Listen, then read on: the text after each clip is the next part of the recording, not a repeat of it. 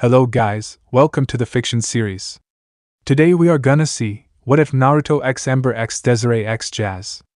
Part 1. Huge shout out to QB16 for this story. If you want more awesome fanfiction like this, don't forget to hit that subscribe button. So without wasting any time, let's get into the video. A chilly September wind swept through Amity Park, carrying a swirl of amber leaves across the busy sidewalks. Naruto Uzumaki, tired, yawning, and distinctly out of place, paused in front of a shop window to check his reflection. His spiky blonde hair looked overgrown, and his usually bright cerulean eyes were clouded by fatigue.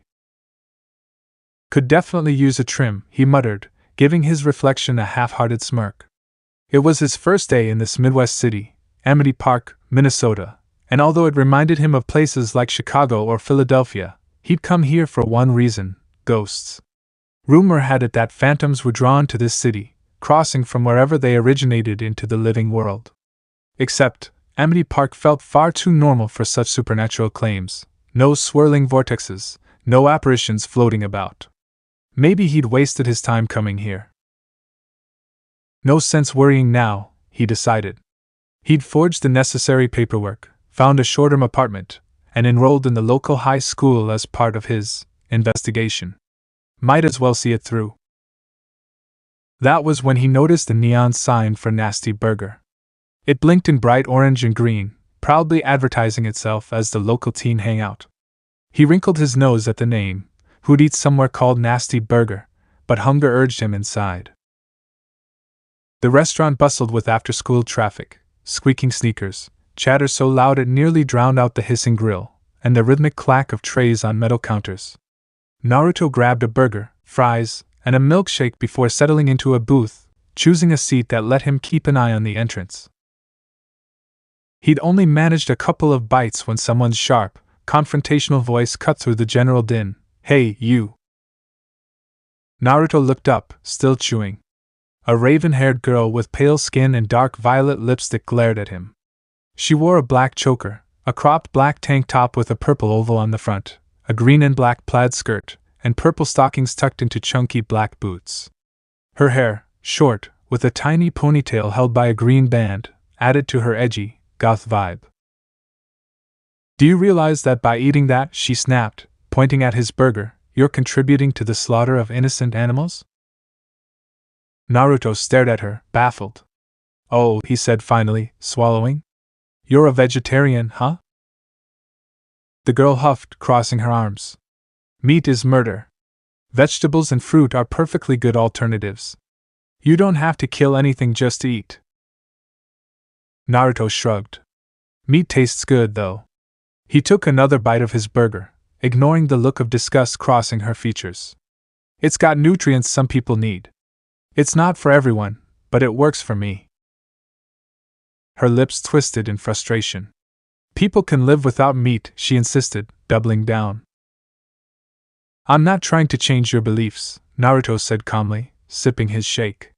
He suppressed a grin at her outraged scowl. She was stubborn, sure, but something about her fierce conviction was interesting. "Look, I'm just trying to enjoy my meal.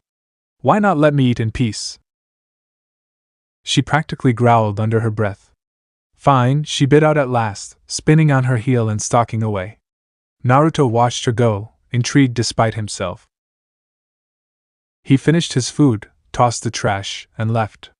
The day was still young. He had directions to Casper High, plus a meeting with someone named Mr. Lancer to finalize his schedule. By the time he arrived at school, an afternoon chill was already curling around the campus. Naruto's last stop was the front office, where Vice Principal Lancer handed him a fresh schedule and a stack of textbooks. "Locker number 900, the man said, and pointed him down the hall. The place was a typical high school, chatter at every turn, dozens of cliques merging and splitting. Posters for upcoming games and clubs decorated the walls. He was organizing his things when he heard loud voices nearby.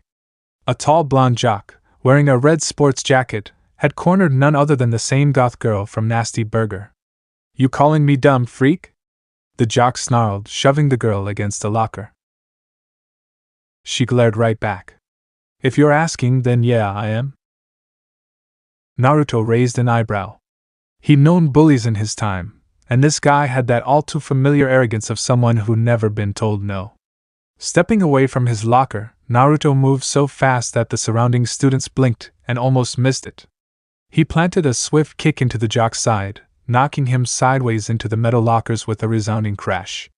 Then Naruto caught the goth girl, bridal style, no less, before she slid to the floor. As soon as she was stable on her feet, he turned to the dazed bully. "Touch her again," Naruto warned, low voice dripping menace, "and I'll break every bone in your body." For emphasis, he spun and kicked a fist-sized hole in the plaster wall behind him. Stunned, the jock scrambled to his feet and bolted. The hall went silent except for a few impressed murmurs. The raven-haired girl brushed off her skirt. "I didn't need your help," she snapped, cheeks pink, though it was unclear if from anger or embarrassment. "You're welcome," Naruto drawled, returning her glare with a cool gaze. "Next time, maybe just say thanks." She huffed, crossed her arms, and stomped off without another word.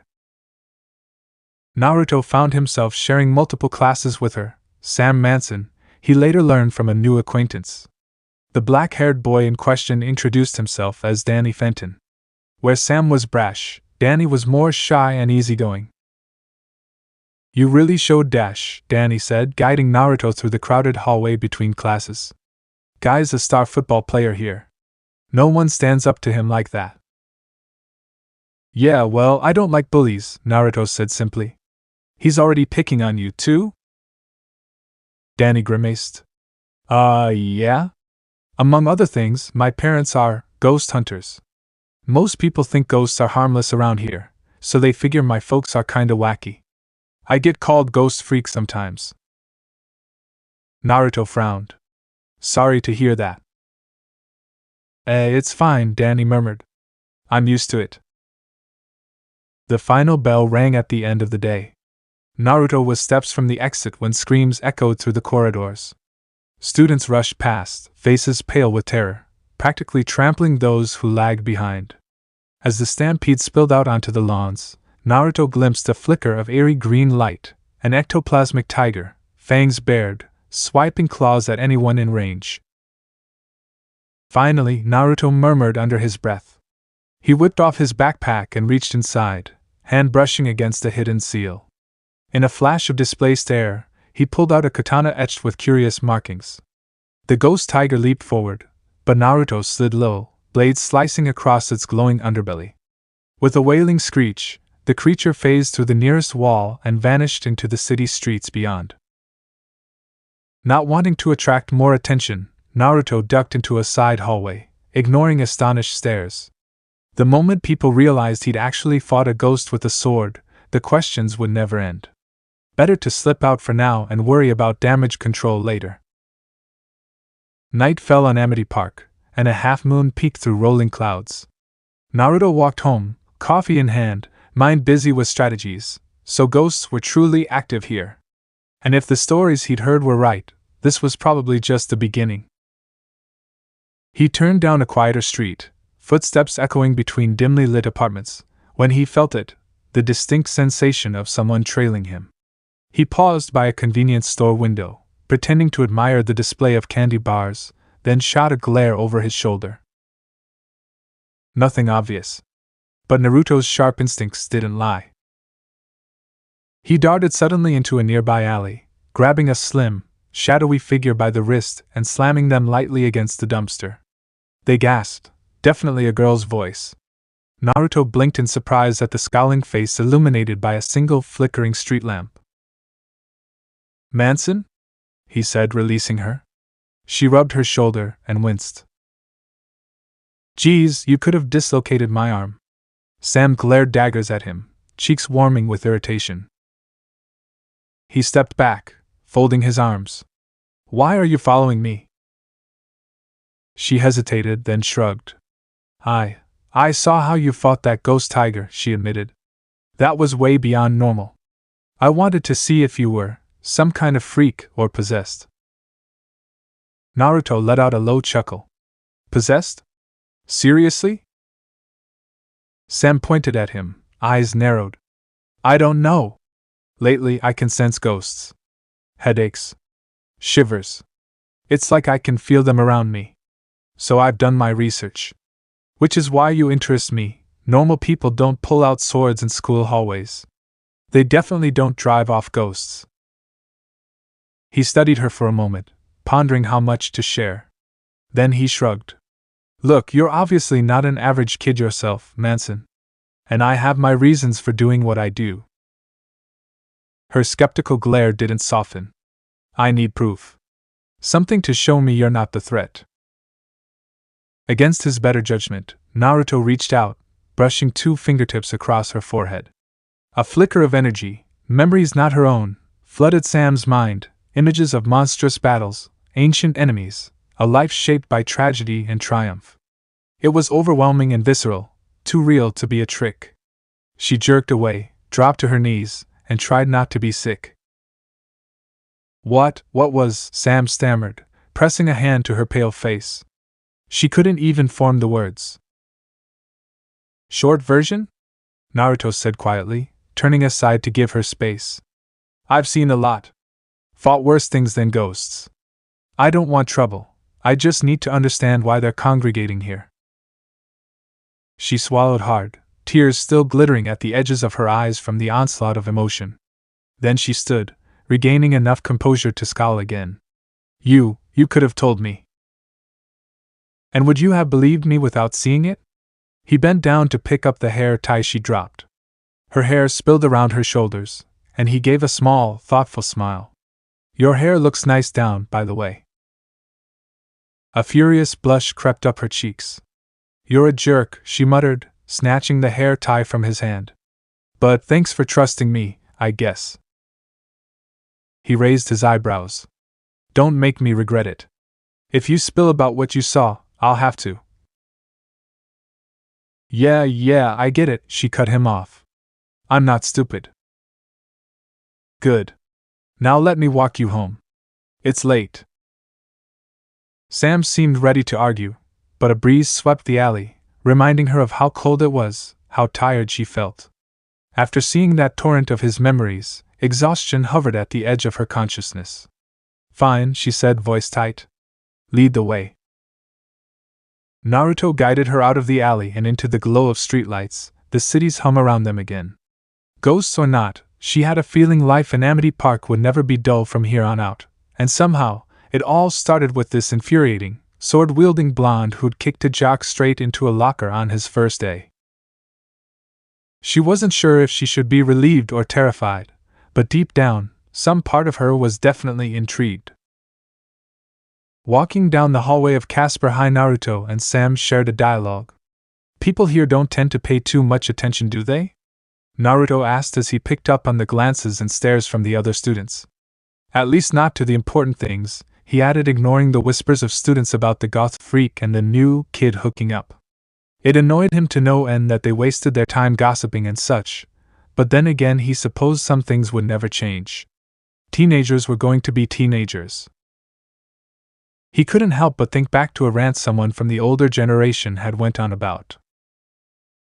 No longer were kids being though to drive or taking classes on etiquette because of tax cuts and such. No longer were mothers teaching their daughters how to be ladies or how to cook, often being bitter towards the father of their children up and leaving, those same fathers skipping out on responsibility, and teaching their sons on how to be men. Then there was all the new drugs and how casual sex was becoming in society. He couldn't help but groan thinking about it. Was he becoming old? He sure hoped not. What do you expect? Not everyone has the opportunity to be forced into maturity. I guess I was just one of the lucky ones to develop self-awareness of myself and individuality. Naruto fought back a chuckle. Sam was somewhat right, but could be a little self-righteous at times. I suppose things could be worse. Literature is up next, he said, opening his locker and taking out his book. Class had passed by without much incident. A matter of reading or listening to the teacher lecture and writing some notes down or doing an assignment. Soon lunch came around. Hey Naruto, over here! DannyPhantom called to him from a table by the window. In a rather blase manner, Sam then asked, You know Fenton, huh? She liked most of the school knew of Danny more because of his parents than anything Danny himself did or was known for. I'm surprised seeing that you're into ghosts that you're not friends with him. Apparently his parents are ghost hunters. The kid is okay, but he obsesses over Paulina too much for my taste. By the way she spat out Paulina's name, it was obvious Sam had no love for this girl. Paulina? He asked, wondering if the girl was of any worth. Yeah, the queen bee of the school. The queen bee label had a double meaning.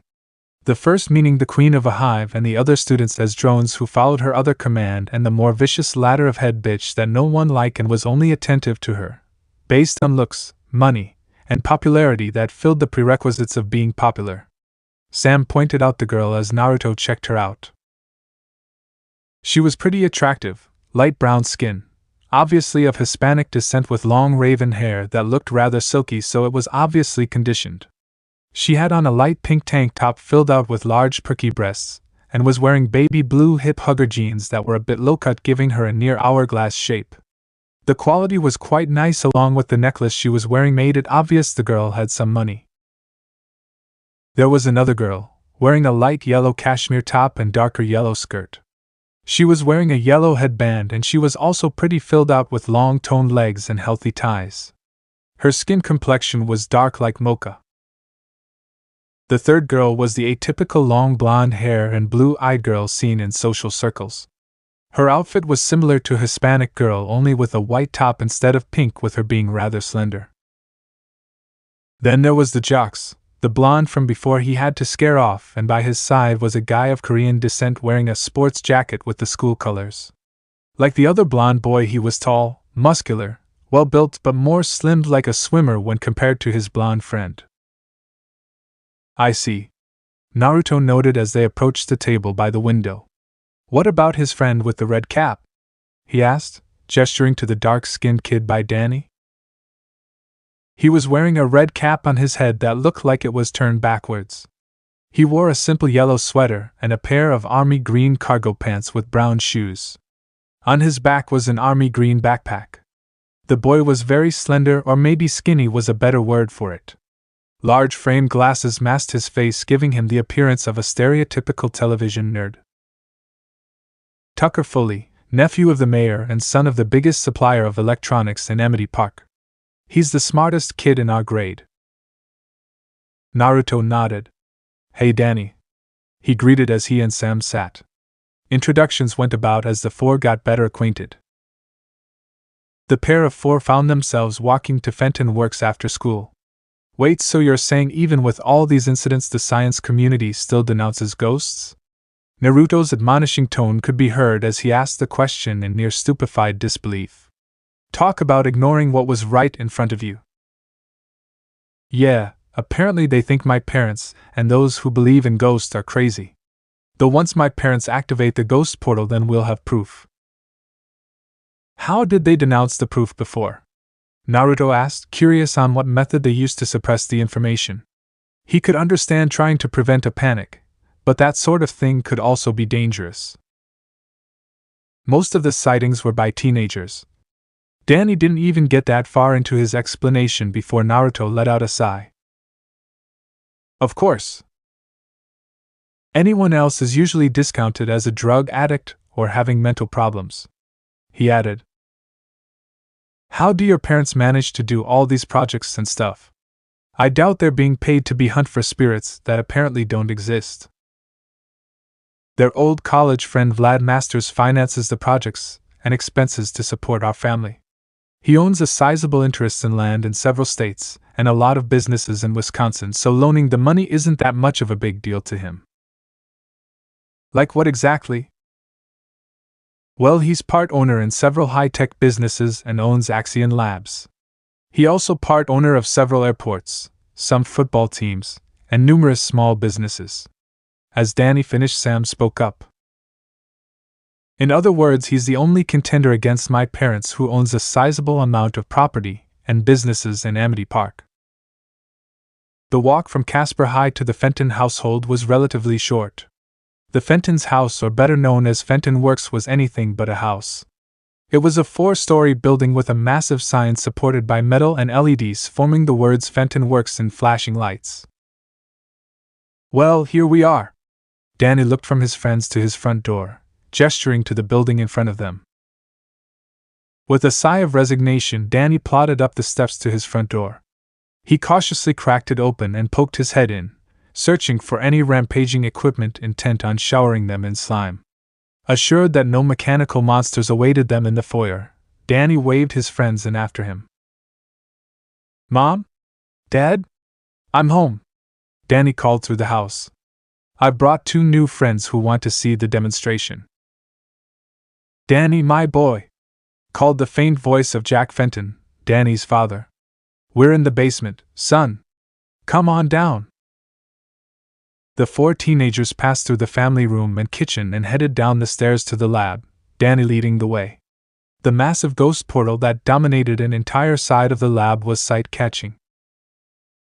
His TWP parents greeted the teens and introduced themselves to Naruto and Sam. Jack Fenton was a large, chunky man dressed in an orange jumpsuit with black gloves and black boots. He had short black hair with a white streak in it. He liked his wife looked to be in his 40s. Madeline Fenton was a rather attractive woman with short brown hair and sharp violet eyes. She was wearing a blue jumpsuit with black gloves and boots. Her figuring was quite attractive for a woman who had 2 kids and in her 40s. It was obvious she must have worked out quite often to have that shape.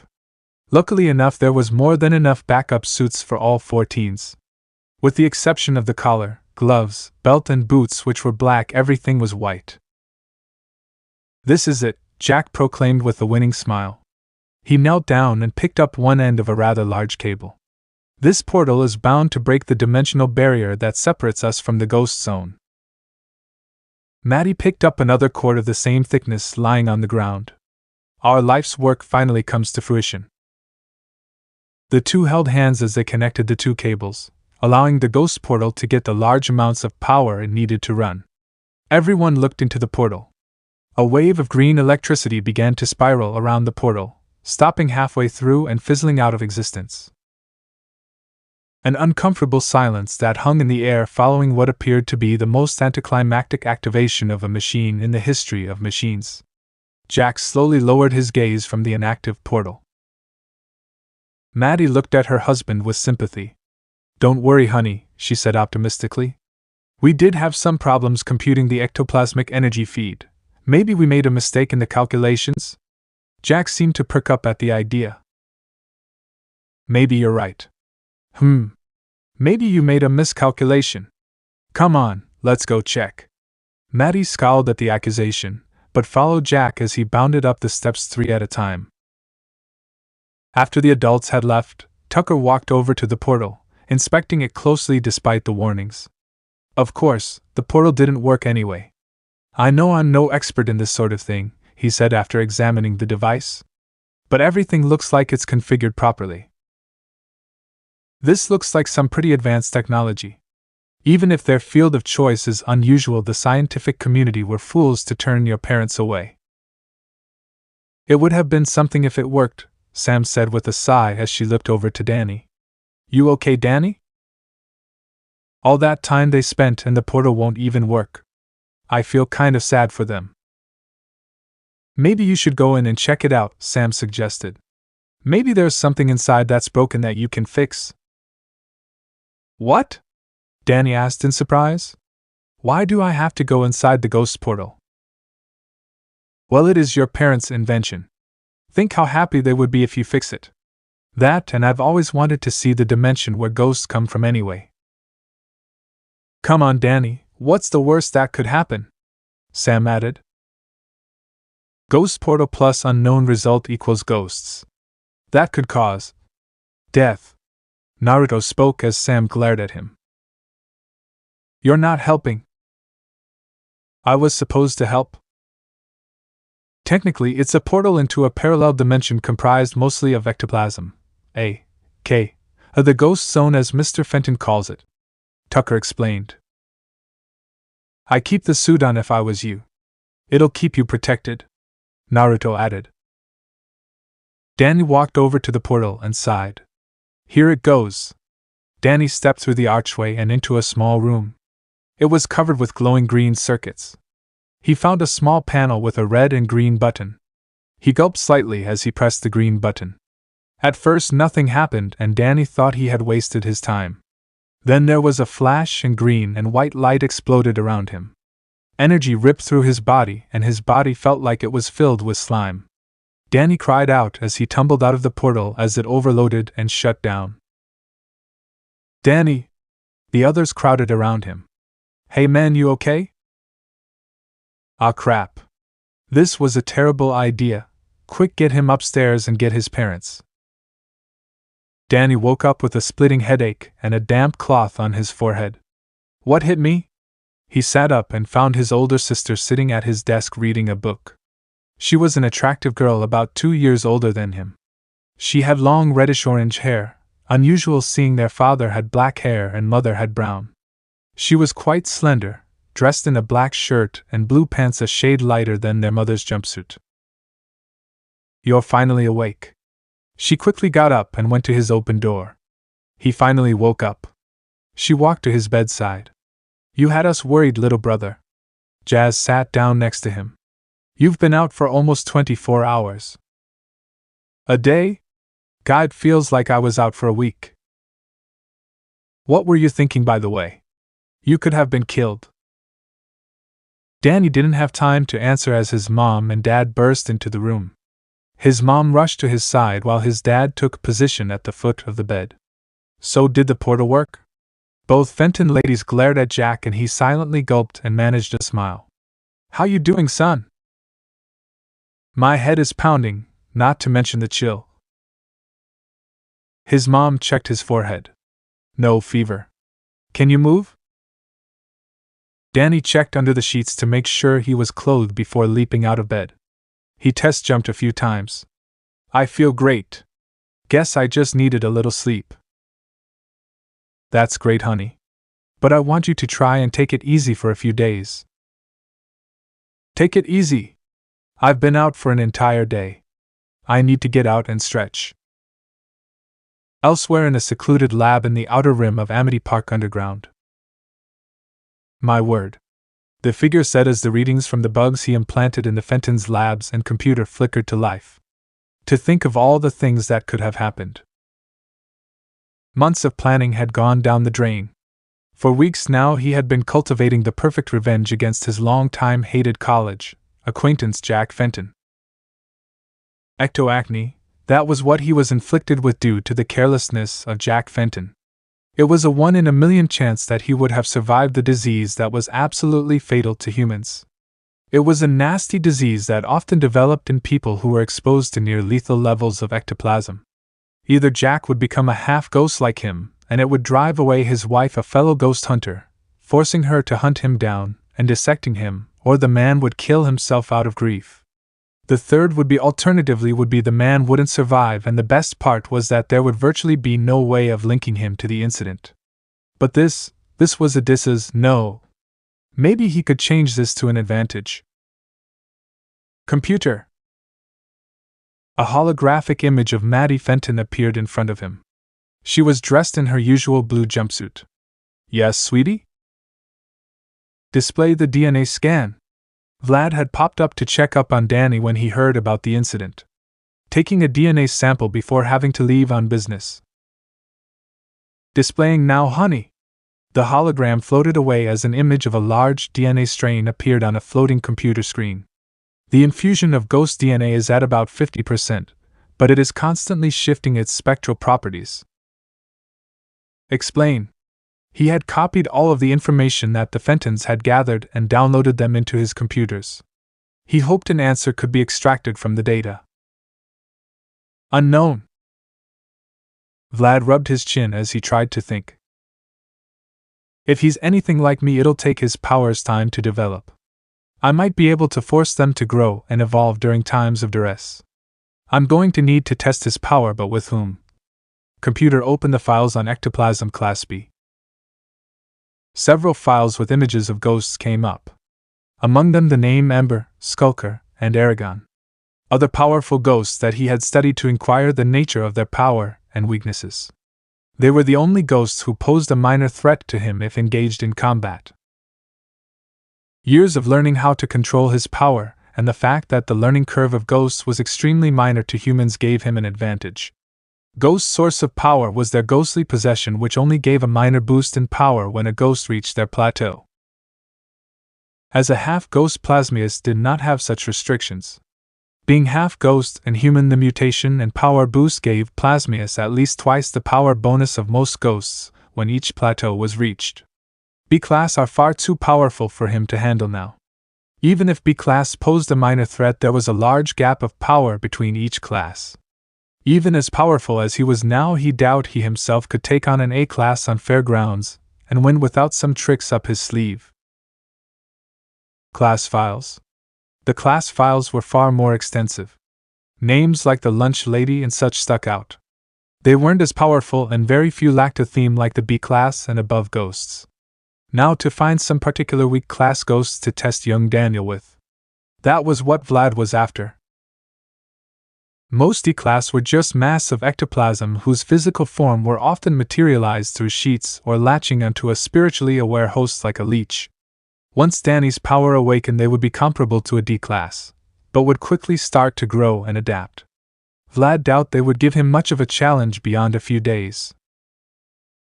It was then a particular file caught his eyes. A ghost wolf of some sorts, often sighted around time. Animal spirits usually adapted and grew into some of the most powerful B-class creatures. This one was more brawn than brain, and Danny needed a test that would force him to survive. An animal with a kill instinct that wasn't too terribly powerful would do the trick. He chuckled. Yes. This is perfect. It was supposed to be another ordinary day at Casper High. By now, the frequency of ghost sightings was slowly increasing. The restless spirits that were mostly spotted playing pranks and scared people had started to become rather vicious lately. One such example was the beast that was attacking one freshman class. The class was in panic, screaming and shouting and fighting their way to the canine gave a vicious snarl as it prepared to strike. It was cut off when one of its paws was sliced by a blade bearing Naruto. This blade wasn't any ordinary blade, not only for the fact it could harm ectoplasmic entities, but it also glowed the same eerie green energy. Whatever this creature's deal was, it had it in for Danny. The creature gave a howl as an ectoplasmic blast erupted from its mouth. It blasted Naruto backwards as it once again attempted to attack the raven-haired boy. Hearing the commotion, Sam had bolted from her classroom and came upon the mass of students and Mr. Lancer, who was trying to keep things under control. "Mr. Lancer," Sam called out. "What's going on?" "Uzumaki and Fenton are in there," Lancer pointed into his classroom with the yardstick. "I've called Danny's parents, and they're on their way, and I'm trying to help until they show up." He was about to charge when a screaming Danny was thrown into them, causing them both to fall into a crumbled mess into the lockers as Naruto dashed between the door and the creature. The creature reared its teeth as it prepared to attack again. It lunged and was once again met with blade as Naruto cut along its underbelly with his superior speed. Falling down to its knees in pain, the canine reared its teeth once more before going intangible and bolting out of there. Naruto sheathed his blade as students and teacher alike had exited their classroom to see what all the mayhem was about. Naruto winced as he clutched his left shoulder. The creature had scratched him with one of its claws.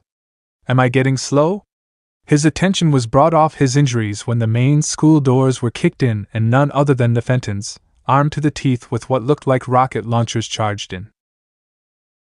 "Where's the ghost?" "Long gone," Naruto answered Jack Fenton as he pointed the wall the ghost fled from. The next thing Naruto knew, he was exiting the principal's office. It took a bit of charismatic charm and a lot of what-if scenarios to support his case of why he should keep his weaponry for when ghosts attack. And when that didn't work, an old-fashioned A and B level jutsu that implanted suggestions in the target's head did the work. To his surprise, Sam was waiting for him outside the principal's office. "You waited for me?" "Yeah, well, I wanted to hear the story from the source." "Source?" "Well, there's 10 different versions of the story, from you slicing the ghost in half, to you being its master and sicking it on the class because you're the new kid, and even one where you're apparently a ghost/wolf/human hybrid and the ghost was an angry ex-lover. If you ever see who is spreading that last one, please point me in his or her direction so I can mind funk them into a coma. Okay. Pretending not to be disturbed. What really happened? The canine headed in for Danny. Initially I thought it was for revenge from before, but it seemed to make it its mission to attack him. Is he okay? Besides a slight bruise from you throwing him. He's fine. School's being let out early because the damage to the classroom and because of how traumatic the attack was to your class, and all those involved are being checked out by paramedics. I see. I know one thing. If I could fight the bloody thing on even ground without it going intangible and making most of my attacks useless, I'd put Fido down for good. Sam frowned at this. Would that really be necessary? I mean, it's already dead. Isn't it? A rabid ghost is like any other rabid or vicious creature. As far as we know, it could be sentient, and it's personal revenge. The Fentons are ghost hunters, or maybe the creature has some other motif. Whatever it is, I won't sit by and watch it hurt innocent people. All because these ghosts have been docile now doesn't mean they will be forever, Sam. Sam was reluctant to agree at first, but after today's attack, I'll only go for the kill when absolutely necessary. How's that? He already went through the whole song and dance of getting Sam as an ally, despite his rather impatient manner of giving her part of his story, so he didn't need to cause any unnecessary strife. It wasn't like the information he shared could harm him in any way or could be used against him. After all, he was the only person who could confirm the information he revealed at this point of time anyway. I can live with that. Not like I could really stop you if I wanted to, right? We should keep an eye on the Fenton kid. Something tells me that this incident wasn't isolated. Who is this boy? Plasmius wondered as he watched the footage. To his dismay, Daniel's power weren't reacting as of yet, but what's troubling was the fact that the half-ghost had no idea who this new kid was. He was sure he had a profile on every inhabitant in Amity. Doing a search on the boy's background only brought up more questions. Even with his connections, he couldn't access the sensitive information that few often had privy to, even with his resources. As long as he is around, I'll never be able to test young Daniel without interruption. Plasmius tried to think of a solution to his problem. Which high-level ghost had an exploitable weakness he could use to his advantage to dispose of this wild card for him? Desiree? No, her abilities and whim were far too random. Not to mention, Plasmius didn't want a chance that this wild card was bright enough to find out the secret of Desiree's abilities. Plasmius was far too wary of the ghost genie's twists to her wishes to tempt her powers. Ah yes! The ghost hunter. Skulker would be the perfect patsy. Strong enough to take care of this unsavory annoyance, but not strong enough to pose a threat to him. The ghost hunter thrived off the hunt and a good challenge. But would he willingly take the bait and hunt a human? A human who possessed a weapon capable of harming ghosts? That too was a curiosity that stroked the half-ghost's interest. Perhaps the promise of new ghost hunting equipment would strike the hunter's fancy? With this new plan in mind, Plasmius went to work on his latest scheme. At the Nasty Burger, the 14 sat at their booth. Danny and Tucker with a double Nasty Burger and chili cheese fries respectively, while Naruto and Sam sat on the other side, both with a salad. The former of the salad eaters went with a salad because he didn't want his friend to nag at him for helping along the aid of slaughtering innocent animals. Not that he cared if he upset her too much. She was a big girl and knew that some people loved meat, and she couldn't change everyone's mind. He just didn't want to get into a pointless argument with her, that's all. Unfortunately, Tucker Foley was a self-proclaimed meat connoisseur, having already polished off a nasty Whopper and went back to order some chili cheese fries to feed his ravenous appetite. Naruto still couldn't believe that people find a place called Nasty appropriate to eat at. Naruto was brought out of his thoughts when he noticed Danny shiver and what looked like a bluish wisp erupted from his mouth. What the hell? Before Tucker and Sam could continue their witty debate about meat or vegetarian lifestyles being better, before Danny could try to change the subject, or even Naruto could cry out, and alert them of the impending danger, the ghost canine crashed through the window. The glass went flying everywhere, several shards hitting unfortunate nearby bystanders. Pieces being jabbed in eyes, lunged in throats, or hitting torsos as various screamed echoed the establishments. Those who weren't immediately hit by the onslaught ran for the door in a panicked heap, causing a jam at the door as people pushed, screamed, and hit each other as they clamored to flee. "You just don't learn, do you?" Naruto asked as he reached for the weapon, only for his hand to be blasted by an ectoplasmic beam. Naruto looked up to see his attacker. A relatively tall and buff-looking ghost wearing a black muscle shirt and pants, which over top was an arm cannon on his arm, an armor of some sort that covered his shoulders, arms, and legs. His hair and beard were made of some sort of ectoplasmic green flame, and his skin complexion seemed to be that of a metallic chrome shade. "So you are the whelp that's supposed to be my prey, huh?" "Prey?" Naruto spat out in amusement. "I'm no one's prey. And who are you supposed?" "I am Skulker, the Ghost Zone's deadliest and greatest hunter. I wonder if you'll give some challenge, boy." The temperature seemed to be slowly declining in the room. Naruto quickly glanced behind him and saw that Danny, Sam, and Tucker were still rooted to their seats, either out of fear or shock. "You three! Get the hell out of here now!" "What? Are you crazy? We can't leave you here, you'll be killed!" Danny cried out, and then cried out in pain when the canine lunged at him. Naruto had to jump back as the ghost hunter activated a button on his wrist, firing an arm cannon. "You have other matters to worry about, whelp. It's been a long time since I added a human to my collection." Naruto tightened his fist as he bent his knees. Launching himself at the ghost hunter with a chakra-empowered fist, he made an attempt to strike, only for him to phase right through the ghost. "Damn it!" he swore as he bounced off the wall and laid his eyes on his fallen blade. "Sam! Tucker! Quick, you have to!" Before he could finish his sentence, Skulker unleashed an array of fire. Sam, the first out of the two to regain her head. "Quick! Call Danny's parents!" she cried out to Tucker, whom before he could even form a syllable to reply made a mad dash for Naruto's weapon. He can't fight if he can't hit them. Meanwhile, Danny was ducking and dodging for his life as the canine found it fit to toy with him like a cat that cornered a mouse. Every time Danny made an attempt to run, the beast would cut him off, only to menacingly move a step forward. Unknown to them, Plasmius was watching the development from a miniature spy fly he sent in to gather data. "Come on, Daniel! Do something, boy! I know you have that buffoon Jack's genes inside you, but from your grades you inherited your mother's brilliance." Naruto quickly created several copies. The Narutos spreading every direction. "Give it your best shot." "With pleasure," the ghost hunter said as he pressed a button on his gauntlet-changing weaponry. Like a machine ghost, a series of blasts began lighting up the restaurant as ectoplasmic blasts tore up the flooring and wall of the restaurant. One by one, the Kagebunshin were being wiped out from existence. "Naruto!" Sam cried out as she picked up his weapon. "Sam!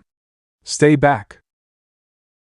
Humans make an interesting prey because of their intelligence. Unfortunately, the weakness of their emotions get in the way. The hunter mused as he switched to a missile. It was of the non-lethal variety, but neither of his combatants knew that. Launching it, the small yet destructive object shot across the restaurant with blinding speed. Naruto was quicker as he appeared in front of the girl and quickly replacing himself with his blade so he could shield her. Unfortunately, the missile was remote control and detonated by the hunter early, sending them both crashing into the wall, and for the already damaged section of the roof to cave in on them and bury them under the rubble. Tucker could only watch in horror as his friends were being picked off one by one. He hid behind the counter and had called Danny's parents to inform them of the situation. Seeing Naruto and Sam go down, it looked their asses were grasses. Tucker was a bright boy, not particular brave but bright.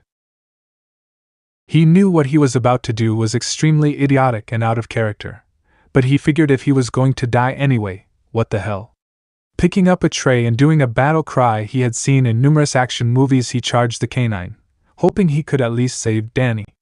The creature reacted by spinning and knocking aside the African-American teen with one of its paw with unbelievable force, knocking him out. This was the last time he was going to be hero, he thought as darkness claimed him. Tuck!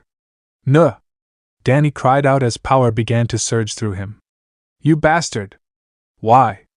A shimmering blue light began to envelop around him. Sam and Naruto, he didn't know them relatively well, but they were his friends. They didn't treat him like the freaky child of ghost hunters and Tucker, his best friend. What did they deserve to have this happen to them? From his confines, Plasmius watched in delight as the scan on Danny's biorhythms began to escalate, and the ectoplasmic energy rate began to go rapid. That's it, Daniel! Good! Good! Let it all go! Danny's eyes gleamed with green light as a pale white aura surrounded him. A ring of white energy from around his waist. The ring flashed and split into two. The rings moved up and down his body. His clothes changed into a black bodysuit with white gloves and boots. His hair changed to snow white, and his eyes glowed with green light. Green ectoplasmic energy radiating from his hands.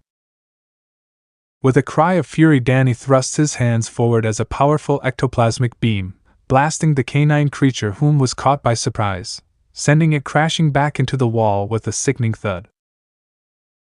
A human transforming into a ghost? Impossible! The ghost hunter said, mystified. Though the transformation didn't last long as Danny fell to his knees. The same rings appearing and encompassing his form as he reverted back into a human. Yes. Marvelous. Wait a minute. Plasmius studied the data he was receiving. Young Daniel's power rated is 1.5 times greater than my very own first transformation. With this type of rate, and the proper training, he could be my equal or surpass by the time he's 18. All the more reason to bring him to my side, of course. Activating the comm link. Skulker, you've done your job. You collect the blonde boy's body as a trophy. And the upgrades you promised? They are waiting for you upon your return. Their conversation was erupted when the pile that would be the would-be Naruto and Sam erupted in a bright flash of chakra. Out of the pile stepped Naruto carrying an unconscious Sam. Except with a bruise on her head and a few minor cuts, she was okay.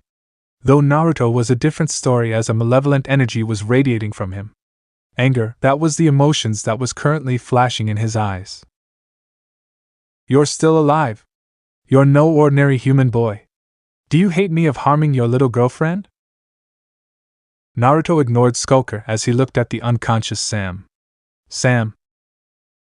They had first met in this very establishment. Getting into an argument about his eating meat. He had met her again when he saved her from that jock. It was a rocky start to their friendship, most or less. He had threatened to kill her if she crossed him. Even when he had said it, he had no intention of doing something of that regard. This morning when he had greeting her, she smiled at him. Not a scowl or her usual caring indifference, but a small genuine smile. A smile just for him that lasted for a moment before some jackass jock started heckling them about being a couple, and the usual scowl returned to the goth's face. From that moment he decided that he considered her a friend. This feeling. It was that same feeling when he used Kurama's chakra for the first time. Let's see you come back, form this boy. Naruto stood motionlessly as Skulker fired an ectoplasmic beam at his head. His blade moved on its own and teleported in front of Naruto, forming a barrier and absorbing the blast. What? Naruto walked over to Danny and placed Sam in front of him. Take care of her, he whispered as he turned his attention back to Skulker. The smoky embers of chakra radiated from him before exploding into a golden that covered his form. The blade slowly began to pierce its form as the green glow from the blade slowly merged with him. With a roar, all the remaining windows in the nasty burger shattered as Naruto levitated in the air, and the red became ghostly white. The blade of the weapon became white as the handle glowed green. A second one? This hunt has become all the more fulfilling, Skulker said as he reared his gun. Naruto disappeared from sight as he appeared behind the hunter. The hunter cried out as his arm was severed. He cried out in pain as his limb crashed onto the ground, green essence spilled from it. Taking a blade from his belt with the other hand, he charged at Naruto in rage. He swiped at the blonde again and again, who dodged his strikes with ease. "What's wrong, Hunter? I thought you wanted to hunt?" Naruto's tone had changed into a chilling haze that lightly echoed. Taking out some pellets from his belt, he threw them at Naruto. The capsules exploded as the misty-like substance collided with the blonde. Skulker charged forward, aiming for the heart, and gave a triumph grunt when it connected, only for the blonde to explode in ectoplasmic energy. "What the hell are you, boy?" Skulker roared, his patience running thin. Never had he ever fought such an elusive prey. For spirit's sake, it cut off his arm. Only some of the more powerful or vicious ghosts were capable of such a feat. Ghosts were naturally more resilient than most species, particular reptilian ghosts, and as such it was a big deal when a limb was severed. There was no quip to follow the action, but a brutal attack. The blade pierced chest as it was violently ripped out. Skulker spun as he pressed his arm against his wound as he used his toe to activate the concealed blade in his combat boot. Yanking his foot up and aiming for the blonde's stomach, it was severed at the ankle with frightening ease. Falling forward to the ground, Skulker spun over with the grim determination only he could have and attempted to blast the blonde with an ectoplasmic blast. It was a desperation attack, a last resort more or less. As a hunter, he preferred using weaponry or his bare hands than his ghostly appeals. It made the thrill of the hunt all the more exciting. The blonde held up his hand as green sphere began to form in his hand. With a roar, the blonde shoved the sphere into the ghost hunter's chest. Skulker couldn't believe the screams of pain were being echoed from his own mouth. He had been far too used to hearing it from his own prey, and the fact that it was coming from his own mouth seemed so unreal. The assault was vicious, it was sadistic, it was worthy of the darkest hunters. "Greatest hunter," the shinobi said, spitting on the mangled ghost. "You're a joke." He did more than spit on the hunter's face. He spat on the hunter's pride. "And now you die." Before he could make good on his threat, he was blasted by a powerful blast of ectoplasmic energy. It was more powerful than anything Skulker or that canine launched at him. The fact that the blast had sent him over the counter even in his current state was a testament in itself. Recovering almost immediately, he caught glimpse of a ghost with pale blue skin and an unusual hairstyle. Before Naruto could attack the ghost and had vanished away with Skulker. He would make the hunter and the intruder pay another time. He had to get help for Sam first. The next day came and the nasty burger was closed for repairs. None of the injuries were permanent, so the three teens got away with scratches, though the hospital insists they stay overnight just to be sure. "Hey," Naruto said as he knocked on the side of Sam's door. "Come in," Sam said as Naruto slowly walked with a bouquet of different flowers. "Hey, flowers, huh? I know you're not the kind of girl that tends to go for them, but I thought you would make an exception." He pointed to a flower. "2 Edelweiss. For your daring and noble stunt with my blade. 9 dark pink rose to symbolize my thanks. A Lysianthus.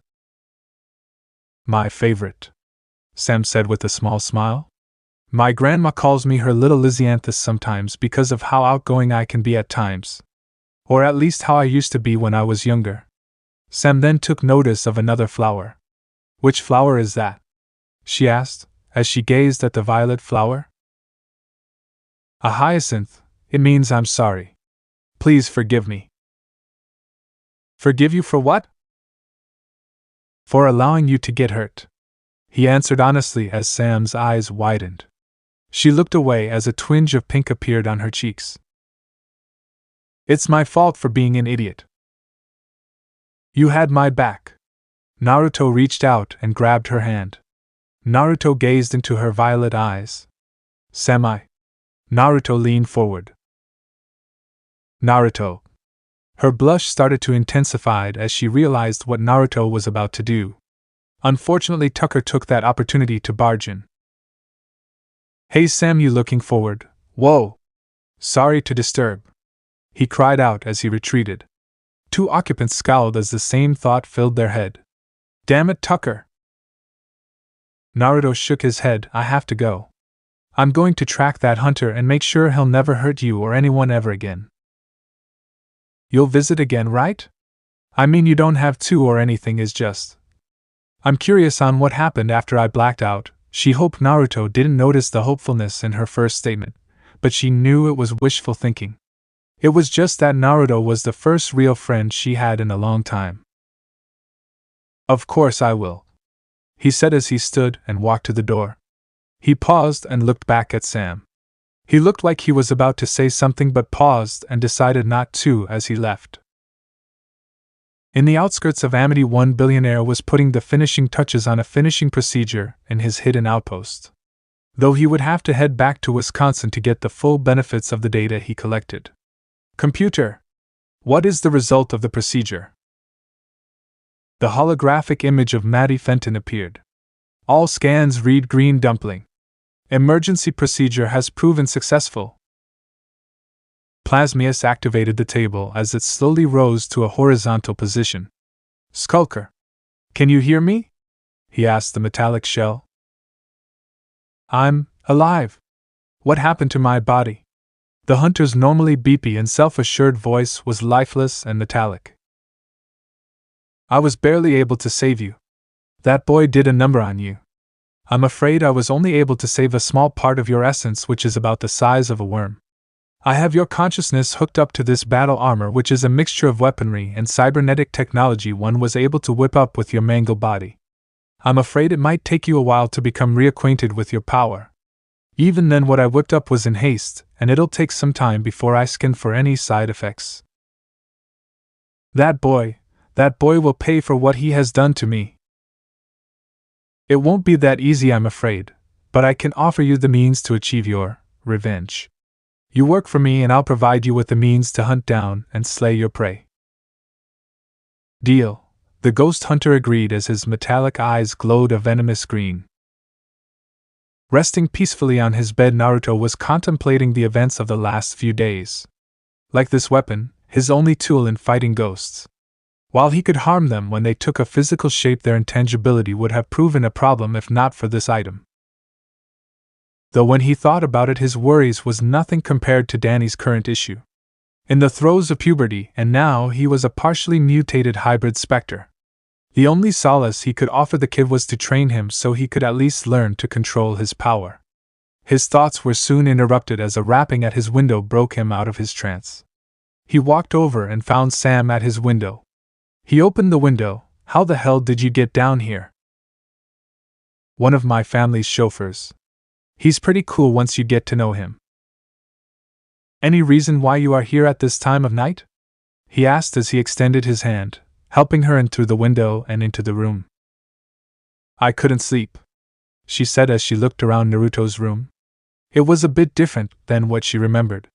There were boards on all the walls with complicated-looking formulas along with pictures of various people. Most of them were of women with figures that made Sam started to feel uncomfortable about her still developing figure.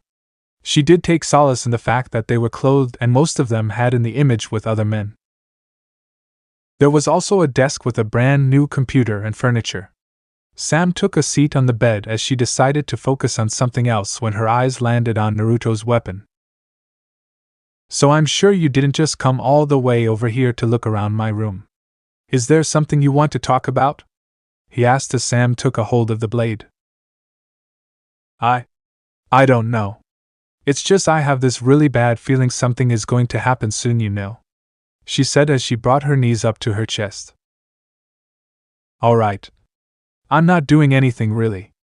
Let's talk then, Naruto said, taking a seat next to Sam as they spent most of the night talking and enjoying each other's company.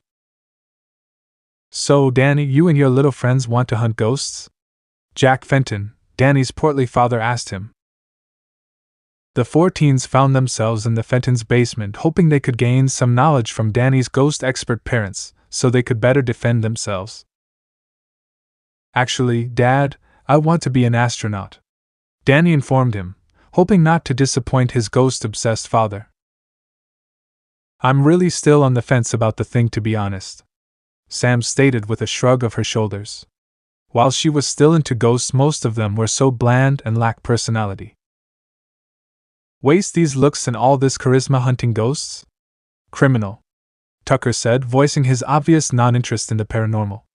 He was an electric guy after all. Ghosts? I'm more into mythology and stuff like that, Naruto added with a yawn. The rather bland blue coloring of the lab and sterile smell bothered his senses slightly, so he didn't want to stay any longer than he had to. Well, if you do want to hunt ghosts, there are a few things you need to learn, Jack told them as he picked up and introduced a thermos. This is the Fenton thermos. It's supposed to trap ghosts, but since it doesn't work yet, it's just a thermos with the word Fenton in front of it. Danny's ghost sense then went off as a frost-white-blue wisp escaped his mouth before thinning out into nothingness. Oh no, this isn't good, the teen whispered in panic. I got you covered, Naruto said, tapping the side of his eye, reminding the teen of his Gain Jutsu ability. The ghost portal opens and 2 green octopus-like ghosts came out. The creature tentacles lashed out only to be cut by Phantom's echo and caused them to react violently. Thrusting his arms forward and concentrating, Danny let out ectoblasts, causing the creatures to lurch back into the portals. A flash of light reacted from the portal as it promptly closed, all the while Jack kept on lecturing Tucker and Sam. And that is the Fenton portal. It releases ghosts into our world. Unfortunately, my wife and I haven't been able to figure out how to control the blasted thing. Someday we'll be able to figure how to control it and learn all about the world of the afterlife. Later that morning, Naruto and Sam were at a diner enjoying breakfast before having to head to the school. So, any other bright ideas? Sam asked as she was enjoying her French toast. Hey, to be fair, you didn't think it would be a bad idea either, he said as he finished cutting up his pancakes and began pouring maple syrup over them. Anyway, at least that Fenton thermos would be worthwhile to have. I mean, not having to always chase the ghost away when we can just capture them would be helpful. Though I have to say I feel sorry for Danny. Not exactly the most stable environment for a teenager. Speaking of which, at Fenton Works, Danny was sitting at a table eating cereal, while his older sister Jasmine was reading a book and his mother Maddie was building yet another Fenton brand invention. Looking up from her book, Jazz expressed a huff of annoyance. She just couldn't believe her parents were just so obsessed with ghosts. She herself had as of yet to see any of these specters, so she was rather skeptical. She wished her parents would get real jobs instead of relying on the money of their old college buddy to finance their research and inventions. As such, she never hid her shame or embarrassment of her parents' interests. As Danny was eating his cereal, his hand turned intangible. He let out a gasp as he hastily hid it under the table, still having trouble trying to control his power. Okay, 2 more days and it's done, Maddie proudly exclaimed after weeks of tinkering. What did you say? It's done. The Fenton finder is done, Jack said happily as popped up into the kitchen. This baby uses satellites to lead you right to the ghosts. It uses what to track what? Danny squeaked out as he hid his hand behind his back as the device began speaking in the same monotonously tone a computer without an advanced program. I would. Welcome to the Fenton finder. A ghost is near. Walk forward, it instructed as Danny hopped away and swerved out of its way as Jack followed its directions to Danny. Ghost is located. Thank you for using the Fenton finder. What? That can't be right, Jack said, scratching his head as he missed Danny turning invisible and back quickly. Actually, I need to tell you guys something, Danny said with his head dropped. He figured that the game was up and now his secret was blown. That's not all you need, Danny, Jazz said, closing her book and standing up. You need guidance, and parents who can provide it, she declared rather dramatically. Sweetie, I know what we do doesn't make sense sometimes, but you're only. Maddie tried to assure her daughter, only to be interrupted. 16 biologically, but psychologically I'm an adult, and I will not allow your insane obsession with ghosts to pollute the mind of this impressionable little child, she said, all the while walking over to Danny and grabbing him. Come, you abused, unwanted wretch, I'll drive you to school, she said, dragging Danny out of the room, all the while glaring at Jack and Maddie.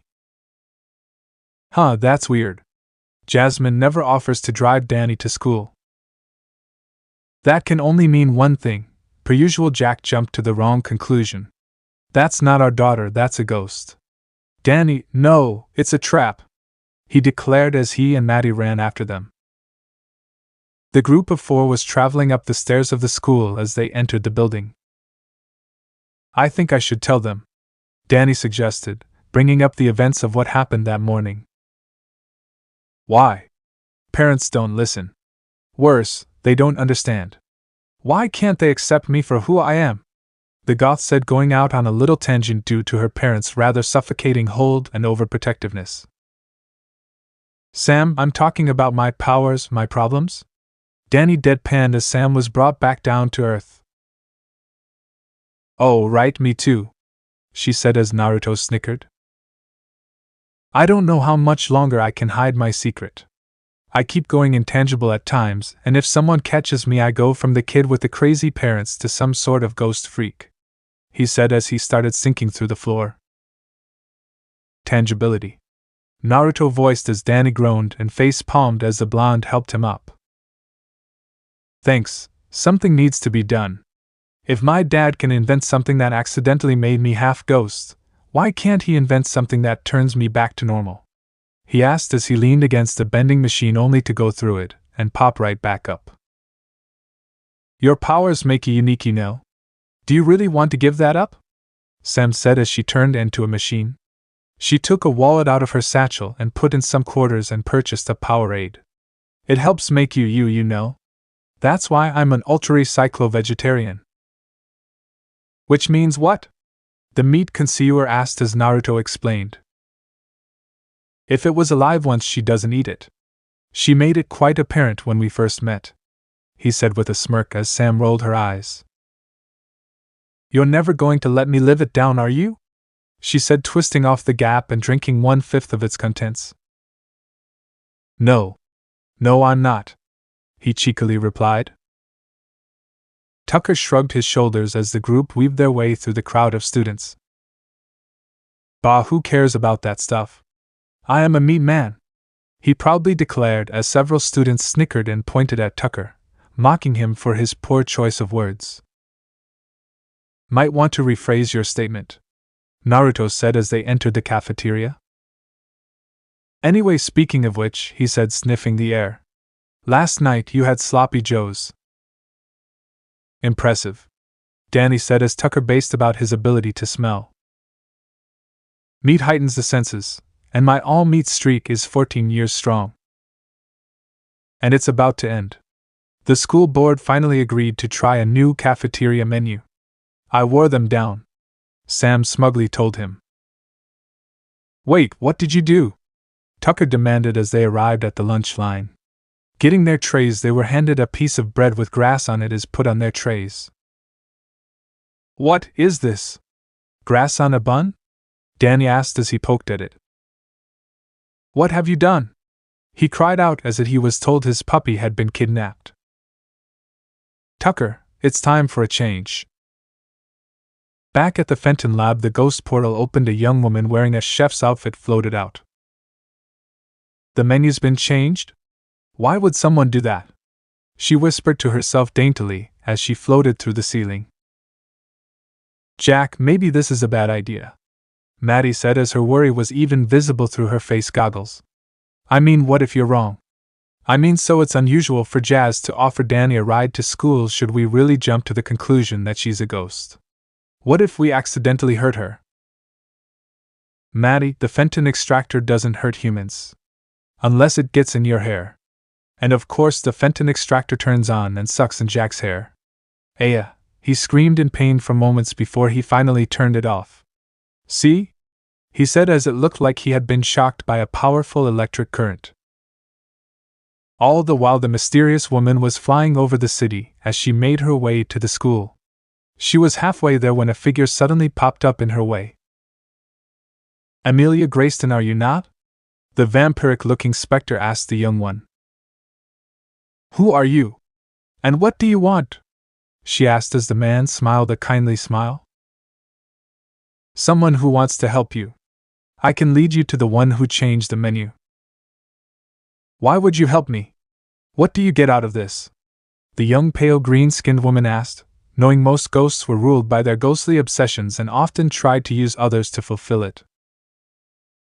Just a fan of your mother's cooking. I felt she was wrong. That for her boss to put that food poisoning incident on her and ruined her career was all so dreadful to the point the poor old woman could only become a lunch lady.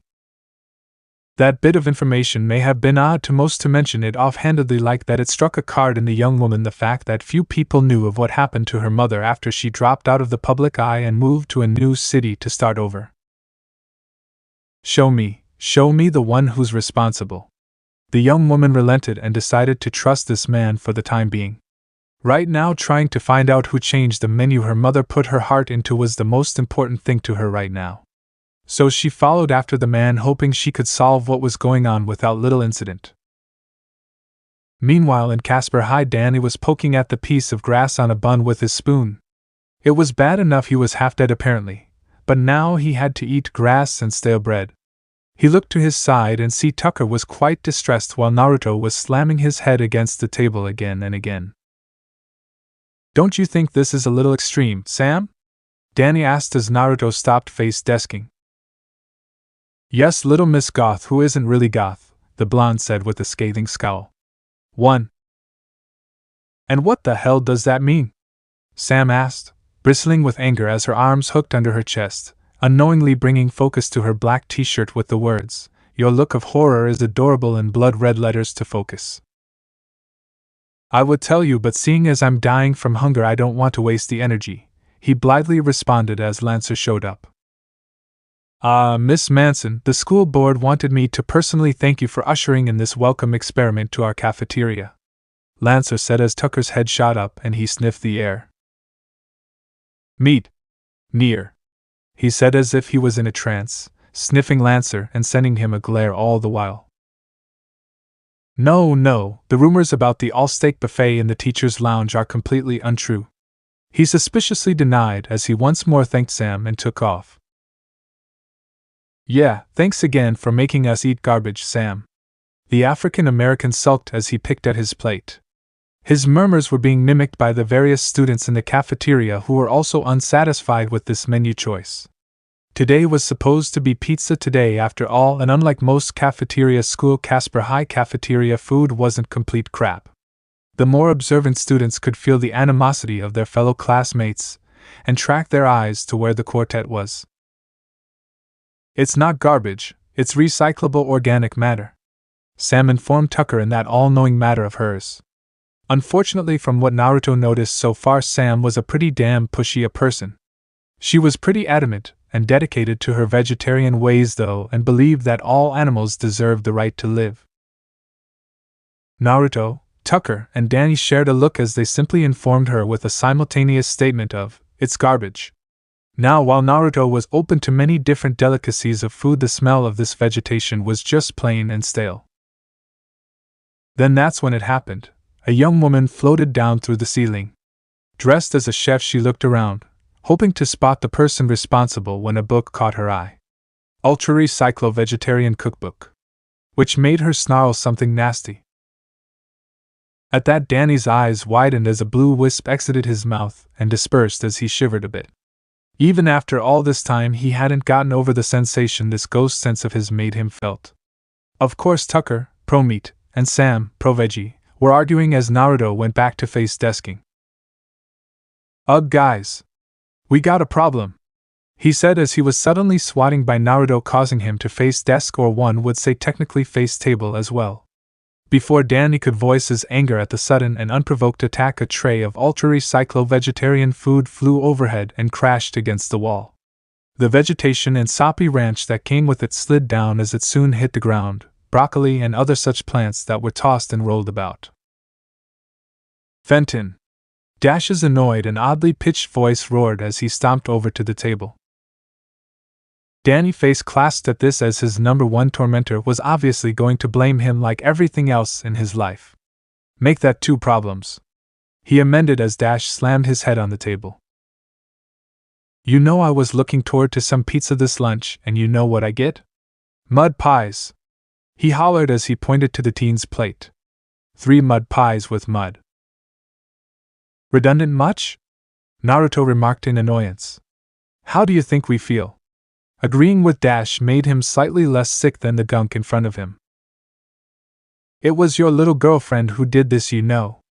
Dash shouted, and that drew in the attention of everyone else as the cafeteria mansion. No way the new guy is going out with the creepy girl?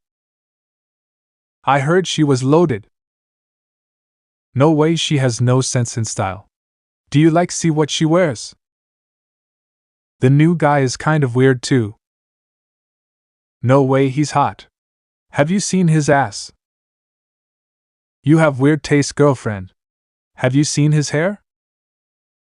Who even talks like that anymore? You need some therapy.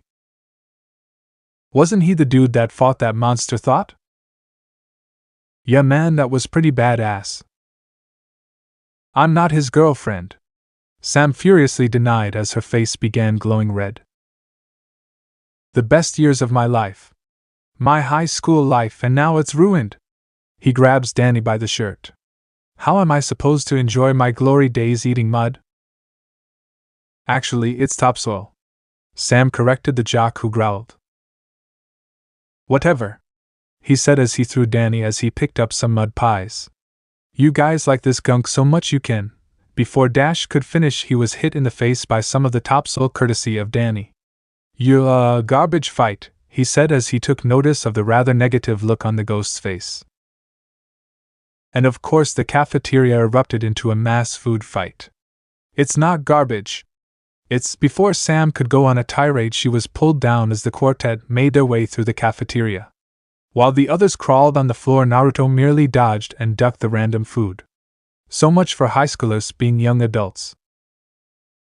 You're gonna pay for this, Fenton, Dash declared as he was promptly hit in the face. Wait, why me? Sam's Naruto's girl, not mine. I'm not his girl, Sam vehemently denied. A simple slide kick sent Dash flying back into a table of the recycled food. Because he knows he can, he hit me. I suggest we leave before someone else tries to murder us. After following Danny's ghost sense, they finally came across the ghost holding a salad in her hands. Whoa! Now if more babes were ghosts like that, I wouldn't mind seeing her pop up all the time. Tucker putting emphasis on the word see. If that was a pun on her cup size, then that was horrible, and you should feel bad for that, Naruto simply said as they watched her look around with mixture of curiosity and worry. Though the ghost spotted them and floated over to their surprise and worry. She didn't seem malevolent, but more like she was lost in thought. Hello, do you four mind answering a question I have? What happened to the food? She paused, then politely asked. Did someone change the menu? Tucker answered her with a bored yeah and pointed to Sam. She did. The ghost became angry. Why did you change it? She angrily snapped as the quarter became alarmed. It's been the same for the last 2 decades, and you go and do something like this? The ghost paused and calmed herself. Even if you wanted to change the menu, why would you pick something so odd? And what's wrong with my choice in food? Only Sam would stare down an ethereal entity. Well, for one, it tastes like cold cardboard, and from what I see nowadays, you girls are way too skinny. Don't you know guys like something with a little oomph? She said, gesturing to her curves.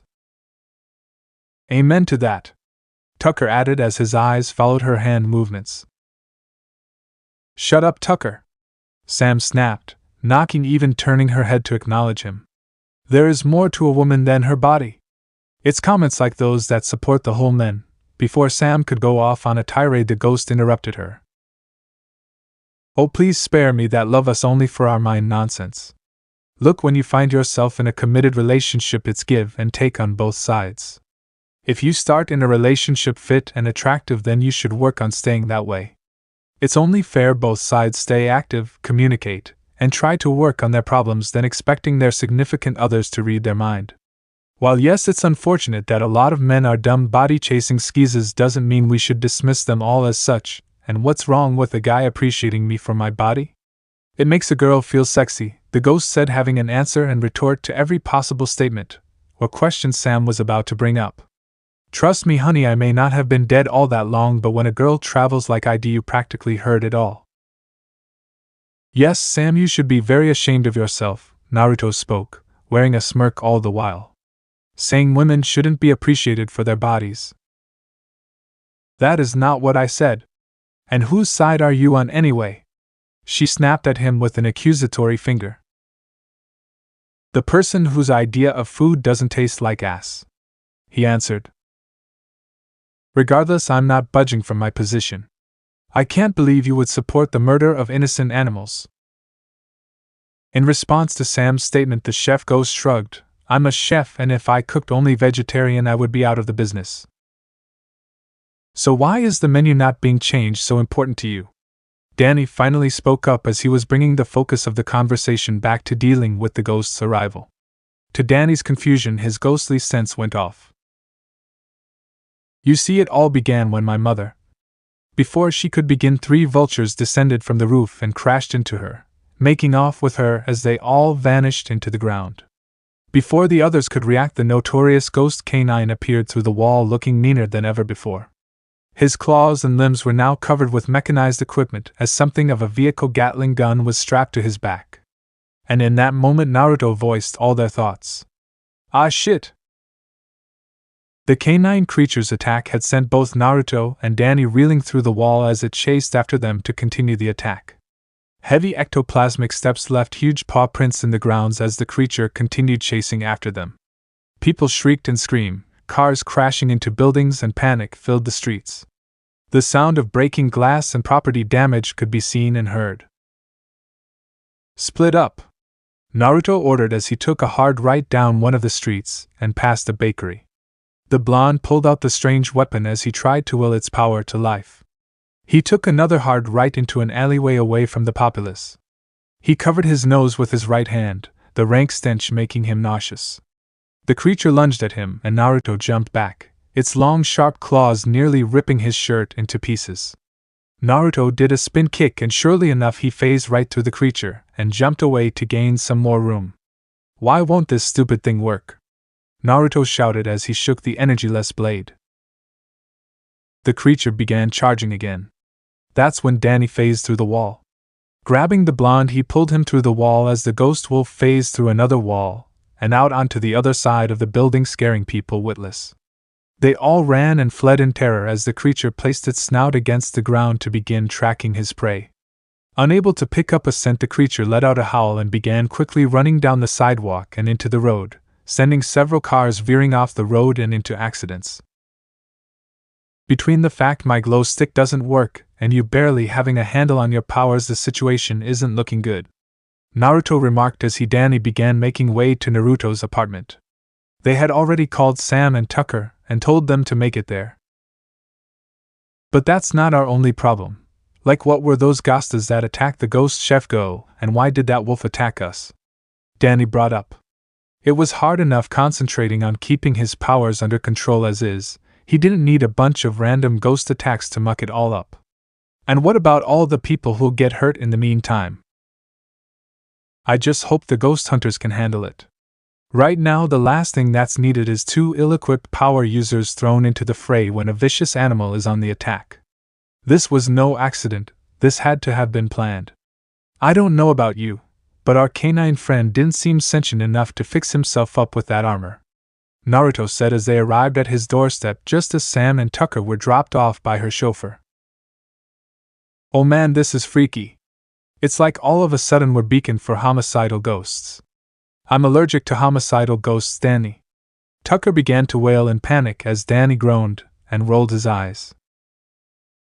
You're allergic to anything that isn't women, meat, and technology, Tucker, the brunette pointed out, trying to interject a bit of humor into the situation.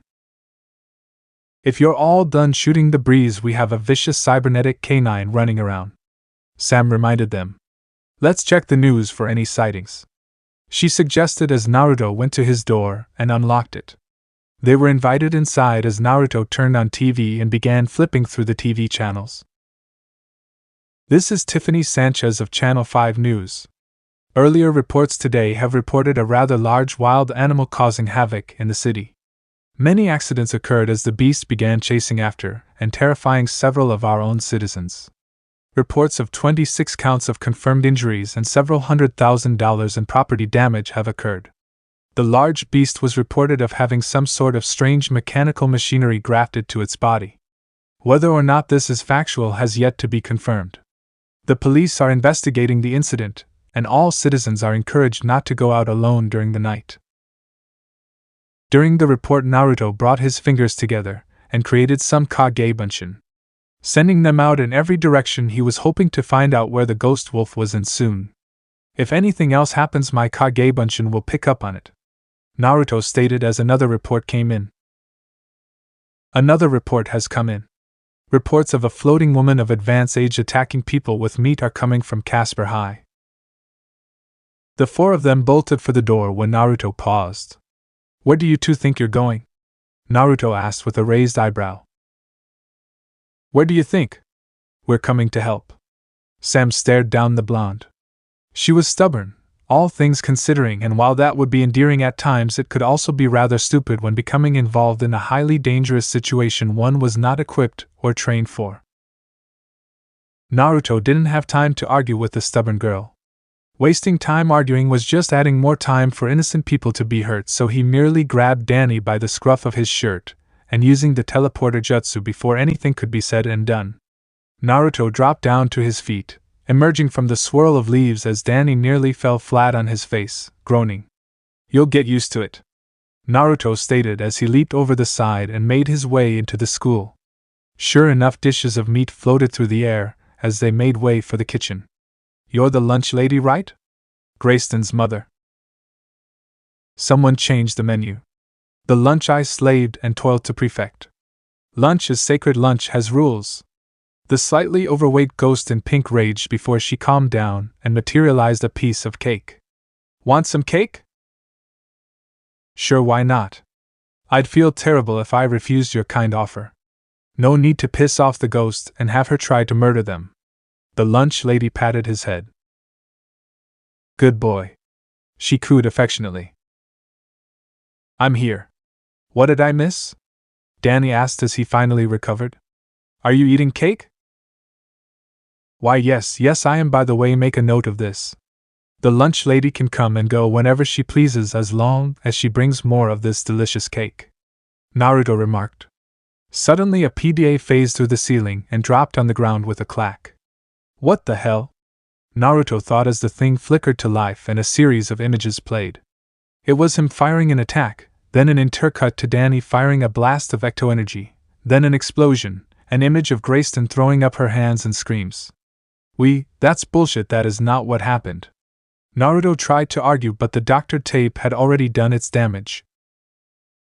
My little girl. What did you scoundrels do to my little girl? The lunch lady raged as she took on the form of monstrosity of meat.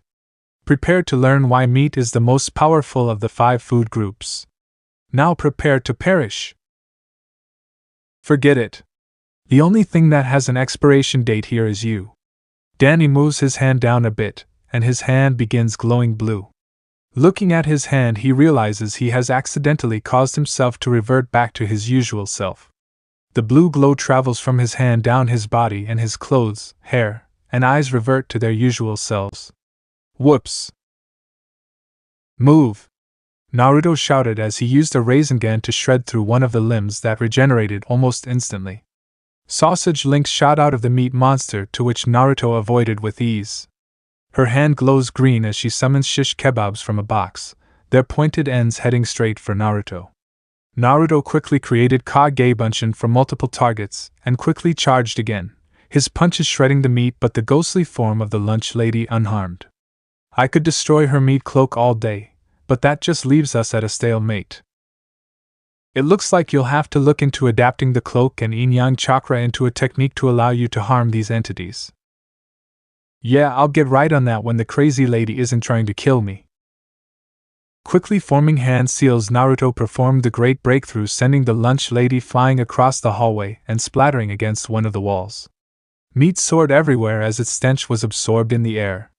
Sausage links and steaks were scattered about everywhere. Ghost wolves. Crazy lunch ladies. I suppose I did get my wish for exciting things to happen. The problem is, how the hell am I supposed to fight beings I can't even touch? The cavalry has arrived, Tucker said, equipped with a bib, knife, and fork as he and Sam walked through the double doors behind them. What are you two even doing here? Danny asked, stepping out from behind the lockers. You two know it's dangerous. I don't even know if I'm any good if my powers are going to keep crapping out like this. You just need practice, Naruto replied. And we really don't have that kind of time. Bits of meat slowly moved in the background. We're in this together. The four of us are. Have you forgotten that you and I have an agreement, buddy? Sam said as her eyes met with Naruto. The blonde chuckled and shook her head. Someone's become a bit bold. Though what the hell is going on? Why was that other ghost kidnapped, and who the hell is trying to frame Danny and I? If anyone from the other world's Hagoromo showed me had a grudge and found a way here, they certainly wouldn't give two shits about Danny, and I haven't even been here long enough to make enemies.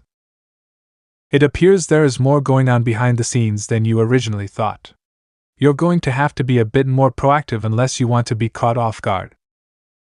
The lunch lady's shriek caught them off guard as a series of knives were hurled at them. Get down! Danny shouted as rays of ectoplasm firing out of his hands as he disintegrated the knives. Dude! My hat! Tucker cried out, taking off his trademark red hat, throwing it to the ground and stomping on it as the top of it was singed. Though Tucker's hat would have to wait as the bones within the meat products were removed and hurled at them with deadly accuracy. The three teens were sent reeling back, the force of the blows nearly cracking their bones, and would leave nasty bruises in the morning, while Naruto stayed upright, impassive and a bit annoyed. Oh man! How can things get any worse? Damn it, Tucker! The other three all cried at once. It didn't take a rocket science to figure out something horrible was going to happen, and sure enough, that damn ghost wolf decided now was the time he would phase through the wall. The four of them were now trapped between two very angry and vicious ghosts. Suffice to say, things were not looking up at all. Lunch Lady gave a ferocious yell before attempting to punch Danny. Danny flies out of the fist's way. The ghost then tries slapping Danny with the other hand, but Danny dodges again. She then tries an uppercut, which Danny also dodges. He kicks the ghost hard and knocks her over, resulting in her landing hard on the ground. He then turned and blasted the ghost wolf that had Naruto pinned. Thanks, but this is far from over, Naruto remarked. The ghost wolf began firing at them, causing them to move in separate directions. Danny began firing blast after blast, to which the canines speedily avoided. The lunch lady took advantage of this opening and punched Danny, sending him flying backwards once more. We aren't your enemy. We're being set up, Naruto shouted as the canine's claw nicked his cheek. 3 thin trails of blood seeped from his feet. Lies. Prepare to choke on your last meal, she said as a bone nearly bludgeoned Naruto's skull. Stand still. Naruto decided to give up on attacking and going completely on the defensive. Something he should have done much earlier, as either ghost could come close to touching him thanks to his speed. The lunch lady let out a snarl and sent several small piles of meat. The piles suddenly formed into little meat monsters. The meat monsters began chasing after Tucker and Sam. Damn it! Naruto shouted as he sliced right through them, only for them to quickly reform. Suddenly a bright blue beam of light erupted as it sucked up the little monsters. Right, next time I vote for using the stuff we nicked from your parents' lab first, Naruto remarked. Time to fry some beef. No, the lunch lady said angrily. Soup's not on today's menu. I'm changing the menu, Danny determinedly remarked. Permanently. He grabs the top of the thermos. Danny aims the thermos towards the lunch lady ghost. The energy forms a net that surrounds the surprised lunch lady ghost and traps her. No! She wailed, struggling. The energy swirls and sucks the lunch lady ghost into the thermos, and Danny closes the lid back onto the thermos. The ghost wolf let out a snarl before scampering away. Even though we didn't have much of a choice, I can't help but feel for her. Grayston's still missing and someone seems to be screwing with us, Naruto pointed out. I don't know who or what's behind it, but I intend to find out. In another part of the country, Vlad Master sat down in his favorite chair as he watched the video feed recorded. In a cage not too far from there, the ghost wolf laid on its back, sleeping peacefully. He watched as and studied what was going on. Young Daniel seems to have improved. He might just survive a battle against Skulker. He contemplated. Though the mystery blonde youth intrigued him as well.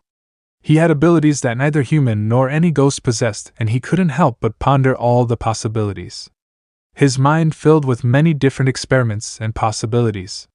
He would have to inform Skulker to retrieve DNA samples from the body. He then pressed a few keys on his keyboard and minimized the screen as another scene with an unconscious Grayston appeared on the screen. He was going to dispose of her, but he realized that would be a waste. Why throw away such valuable leverage he could hold over the lunch lady? A group of pictures appeared on the screen as he decided one more test was in mind before sending Skulker in. Now to pick my next guinea pig. His eyes moved along the pictures. He smiled. Perfect. Once more Naruto found Sam waiting at the front door of his house. Don't you have a home? Naruto asked. Can we go inside and talk? She asked as the blonde nodded, deciding not to argue. Wasn't Sam supposed to be an unfriendly goth? The door was closed for all of 5 seconds when she said, I want you to train me. What? Naruto remarked, blinking owlishly as he replayed her words in his head. I want you to train me, she repeated. I don't want to be one of those useless girls that stand by and need to be protected all the time. I hate to admit it, but Tucker and I had no business trying to help. We were mostly in the way. At least if you trained me, I'd be something else but a load to bear. So will you do it? She asked as Naruto paused and thought about it. Very well, having you trained in something useful is better than nothing. Naruto agreed. I'm going to call Danny and he's going to join us. Until I find out how to manifest that ethereal thing on command, we're going to have to rely on Danny to fight, while using his parents' weapons and acting as support.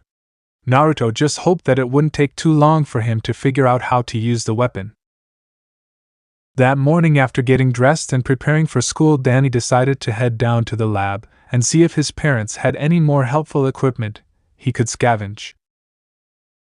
Danny walked into the lab with his backpack to grab something only to freeze when he saw Jack with a fishing pole. Hey Dad, what are you doing? Danny, keep it down, Jack advised. You'll scare away the ghosts. At hearing that, Danny just gave him a look that plainly said, Are you kidding me? Then Jack went to explain what the fishing pole was. It's the Fenton ghost fisher, he proclaimed proudly. I'm fishing for ghosts. With that, he reeled the line in to show that it was glowing bright blue. Look at this line, coated with a world-class ectoplasm that ghosts can't break, Jack explained, actually making Danny interested as he made a mental note to learn how to make that stuff so he would have an easier time with his ghost hunting, since the thermos proved to be a helpful tool during the fight with the lunch lady. Jack's voice broke Danny out of his thoughts. Quiet now, I don't want to spook them. With that, he cast the line into the ghost zone and sucked on the straw coming out of his helmet before he stopped suddenly. Whoa! Had that soda goes through you like Sherman through Georgia. With that, he put the Fenton ghost fisher in Danny's hand before running upstairs. Here, hold on to this. I'll be right back as soon as I use the Fenton urinal. Shuddering at that image that Jack put in his head, Danny gasped as his ghost sense went off right as the line started to reel, so Danny pulled back only for 2 huge blue scale-like claws come out, and following it was a huge blue ghost dragon with green horns, and it had a yellow amulet on her neck. Why me? Danny muttered as he ran to get away, only for it to grab her. I want to go, the dragon roared. I have to go. Danny's face scrunched up at the smell of this ghost's breath before he replied. You'll have to stand in line behind my dad, in the meantime. Danny went ghost and phased out of the dragon's grip.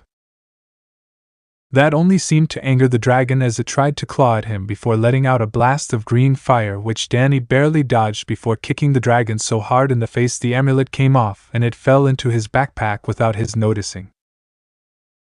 Getting ready for another throwdown, Danny was surprised when it shrunk down to what looked like a teenage medieval princess with green skin and blonde hair, and the surprising thing was that this princess was crying. All I wanted was to go to the princess costume ball, and my horrid brother won't let me, she cried out as she flew into the ghost zone. Well, if that dragon is her idea of a costume, then I'm on the brother's side, Danny muttered as he changed back. Phew, that's a relief. Jack came bounding down the stairs in time to hear that last part. I'll tell you what a relief is, dash. Jack froze before putting 2 new sodas in Danny's hand. Darn, I almost forgot. He ran back up, and a second later the toilet flushed. It was later on that day when Danny was telling the others what happened that morning. Sound like you had an interesting morning. Before anything else could be said, Tucker just came back from trying to ask girls to the dance. Danny asks him as Tucker sits back down, strike 3, Tuck? Then Tucker says annoyed, try strike 300. Sam perks up from the right of Danny, says, I don't see what the big deal is about going to some stupid dance. I don't need to be asked to some dance to know I'm special. Well, we all can't be Sam Manson now, can we? Naruto replied before turning his attention to Tucker. Listen, Tucker, if you want my advice, you have to simmer down on your attempts at impressing them. Why? Questioned Tucker. The ladies love a man who is confident in himself, he added before he turned his head to wink at a couple of cheerleaders that walked by. When the cheerleaders saw Tucker wink, they turned their heads away and left in a hurry. The others saw the whole thing and tried hard not to laugh. Not to be proven wrong, Tucker tried again when a short-haired blonde walked by, but she flipped him off before heading back into the school. That was all Sam needed to start laughing at Tucker's failed attempts.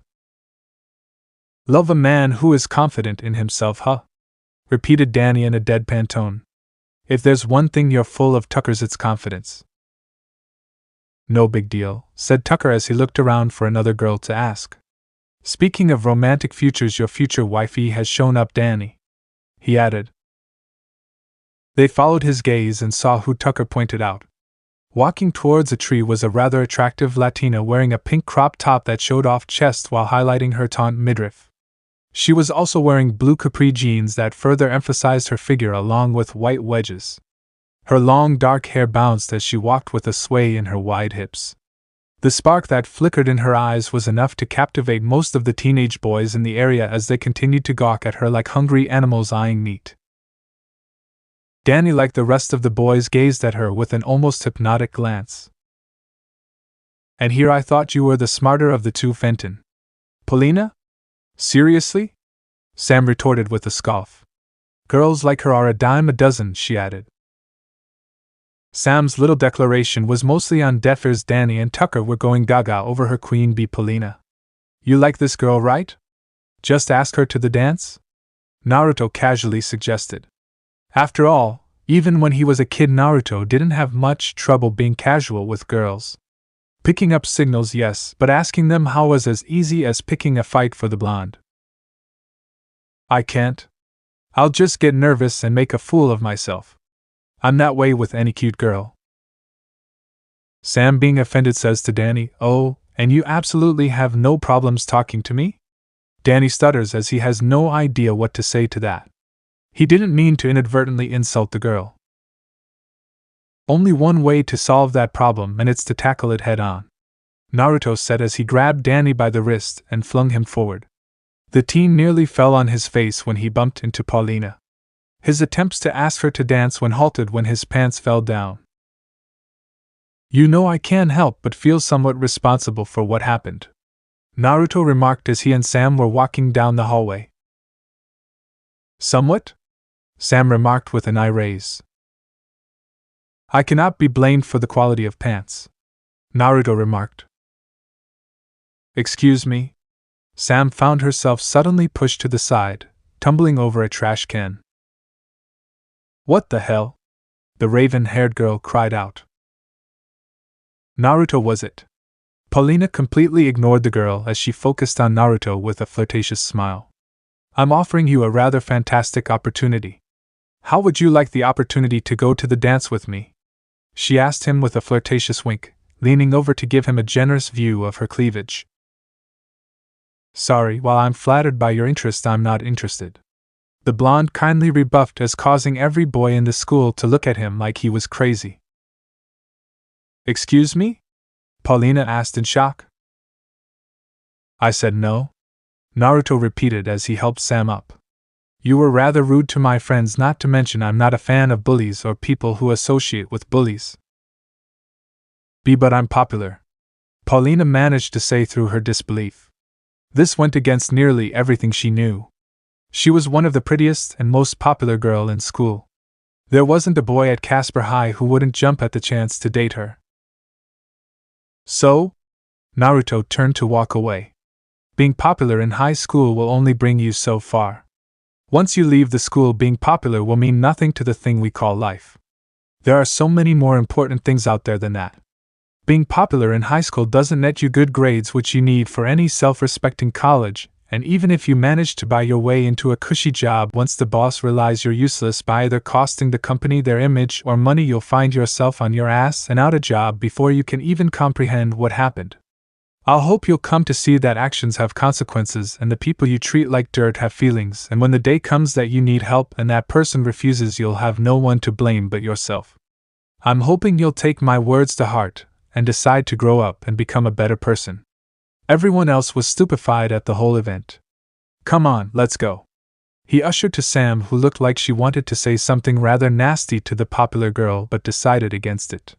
She just wanted a shower. Like everyone else, she was a bit stunned at not only Naruto's change of demeanor, but his words as were. Those were not the words of a teenager, but of someone much older with worldly wisdom, and suffice to say that piqued Sam's interest big time. Though what happened the following day definitely surprised the group. The group found themselves at the mall as Danny elaborated on what happened, leaving out how he overshadowed Dash and made a fool of himself, and skipping to the part where Paulina agreed to go to the dance with him. Tucker couldn't believe it, and congratulated. Sam was more disbelieving, while Naruto was just happy for the boy. Like I told you, you just have to be confident. While Naruto didn't care for the Paulina girl, he knew it was more to her being immature than being a bad person. The only drag about the whole thing is my parents chaperoning. Tucker winched. Harsh. Honestly, guys, I'm glad I'm not going to the stupid dance. Saves me the embarrassment of wearing this lame dress my parents got for me, Sam says as we were still eating. Tucker speaks up and says, No one's asked you to the dance, huh? He asked only to get jabbed and ribbed by Danny? Maybe if I was pretty like Paulina, she remarked with a sneer. Pretty and opinionated, watch out, that's a dangerous combination now. Naruto teased, hoping to get a reaction out of the girl, but she seemed rather annoyed. I don't have any plans that night, why don't you and I just go to the dance? Sam looked at him, rather surprised by the sudden interest, and found that she was unable to suppress her blush. If you really want to go, I guess I shouldn't disappoint you. A chuckle left Naruto's lips. How gracious of you. At the end of his statement, Sam let out a cry and clutched her head. Sam! He exclaimed. Up above, far from their sight, a tear in space itself began as the dimensional space began to change until it formed into the shape of a portal. Ectoplasm started to ooze out of the portal, taking the form of a braided, blonde-haired, green-skinned young woman dressed in a light blue gown reminiscent of the Renaissance era. Around her neck was a golden amulet with a green jewel that resembled a reptile's eye. The woman began to observe her surroundings as her eyes quickly glanced over all the humans who were going about their daily business. Slowly her form glided through the air as her intangible form passed through several structures as she continued on her hunt. She took notice of an advertisement of the Casper High School dance. Seeing that flyer triggered repressed anger deep within her. Her eye narrowed as she slowly turned visible, and her body started to change from green to blue. Her hands became claws while her body became covered in scales. Her face started to stretch, forming a reptilian snout. Green horns grew out of the top of her head. Large wings popped out of her back as well as a tail sprouting from her back. She grew in size as her small human form became that of a large glowing blue dragon. A cold wisp escaped Danny's mouth. People's screams added to the mounting evidence of a ghost attack. Danny, find a place to hide and change. I'll keep our guests busy, Naruto remarked as he shot forward to the origin of the terror. The origin was that of a cyan-scaled dragon with burning red eyes and greenish spikes running along the creature's back. That's the dragon I fought from before, Danny remarked as he floated above the blonde. Get out of here now! Naruto gave a shout to the popular kids who were hiding under the table in the food courts. Chaos was rampant as civilians were running and screaming in every which direction. The massive lilac beast green flames began to light multiple carts and surfaces on fire.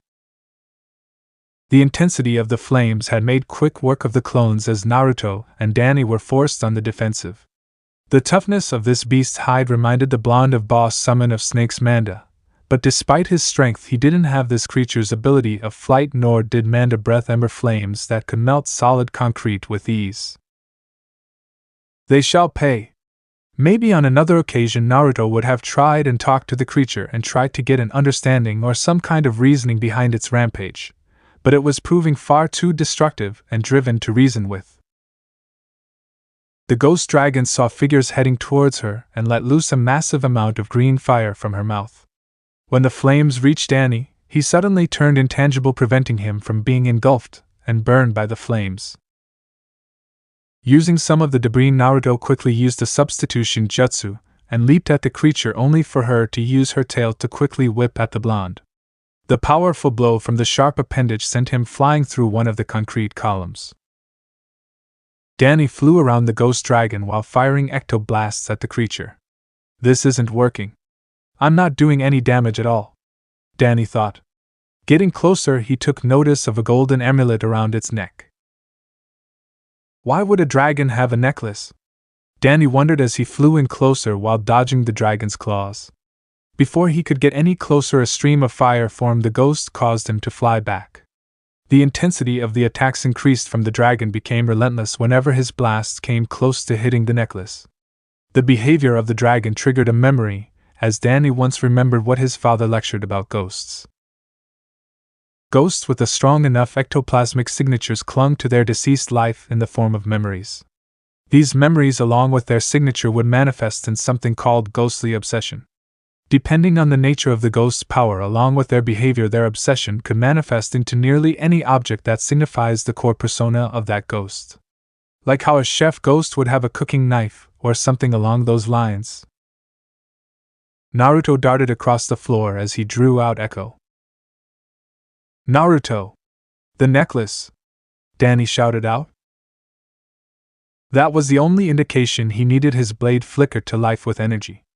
The dragon may have had a tough hide, but she didn't match his speed. In a flash, the necklace had been cut loose as the dragon transformed back into a young woman. The necklace fell towards the ground and landed behind a bush, completely unnoticed by anyone still on the scene. All I wanted was to go to the ball, whimpered the ghost girl. Once, just once, I wanted to be able to make a choice of what I get do, she continued. Before Danny could pull out the Fenton thermos, Naruto cautioned him to wait. Look, miss, I don't know much about ghost culture and all, but I do know that both sides would benefit from us not fighting, so how about I make you a deal? I'm willing to dance with you for a bit, and hang out with you during the dance if you promise to stop attacking the town. Really? Do you swear on the name of thy family that thou wilt keep thy oath? Naruto could feel the other's eyes stare through the back of his head. Yes, I swear, miss. Dorothea Morgoth. The maiden introduced herself. Very well, Dorothea, I'm Naruto. I guess I'll be seeing you at the dance then, he said as the ghost girl gave a courtesy of sorts and disappeared. Dude, a crazy dragon ghost girl is going to be quite difficult to monitor. Did I mention she was crazy? Tucker pointed out. Better we keep her happy than having her repeatedly come back and attack the town, Naruto pointed out as they began making their trek out of the mall. The sound of police sirens and fire trucks could be faintly heard in the distance. I hope you're right, Danny added as they dashed out of there before they could be caught by the police. Despite the ghost attack and the mysterious appearance of the black and white costumed warrior, the students of Casper High continued with their studies, sort of. In truth, the students were more interested in either asking each other out to the dance or gossiping about the ghost attack. Then came the night of the dance. Everyone was dressed up and looking their best. The guys in their tusk, Naruto and Danny going with the clean and more traditional black, while Tucker, of course, had to stand out with his funky light cerulean-colored tuxedo. It was actually a nice-looking tuxedo, just that the color wasn't common among tuxedos in this part of the area. The most surprising part had been when he went to pick up Sam, though. Naruto didn't think Sam knew what girlie was, let alone dressed the part, but he was proven wrong. She had dressed up in a gothic black and purple dress, adding a few more spikes to her hair, looking like pigtails, while in a pair of purple heels. Tucker, by some miracle, had gotten what amounted as a desperation date out of Valerie Gray, who decided the mayor's nephew was a slight step up from the other nobodies, with all the decent guys taken. The party continued like any average high school gym party. Sam excused herself to go to the bathroom. Finishing her business, she was in the midst of washing up. She had to admit this dragon girl's amulet was rather nice looking. Since they were expecting Dorothea to show up per Naruto's promise, he had brought the amulet with him, and for some reason he insisted on Sam wearing it, saying it looked nice with her outfit. Despite being flustered, Sam went along with it, and she had to admit, it was rather nice looking. Well, didn't think dances were your kind of thing, Samantha. The speaker was Paulina, in a radiant pink strapless dress that showed off her legs and hugged her figure. Shouldn't you be off sacrificing virgins to maintain your appearance? Plastic? She quipped back without missing a beat. Is that any way to speak to an old friend? An old friend, no, yes. Considering you were the one to cut ties, you have no room to try and guilt me. I won't fall for any of your games, so make your petty little insults and be on your way.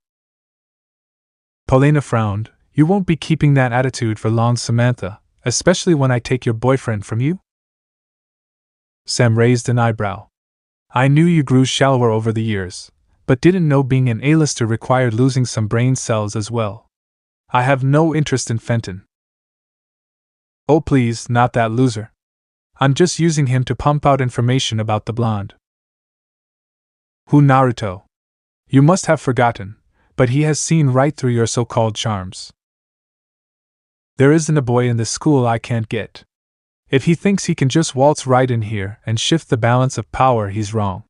Humiliating and out-muscling Dash had been one thing, but straight-out rejecting and dressing down Paulina had started making Naruto into something of a hero among the students who weren't loyalists of the A-listers.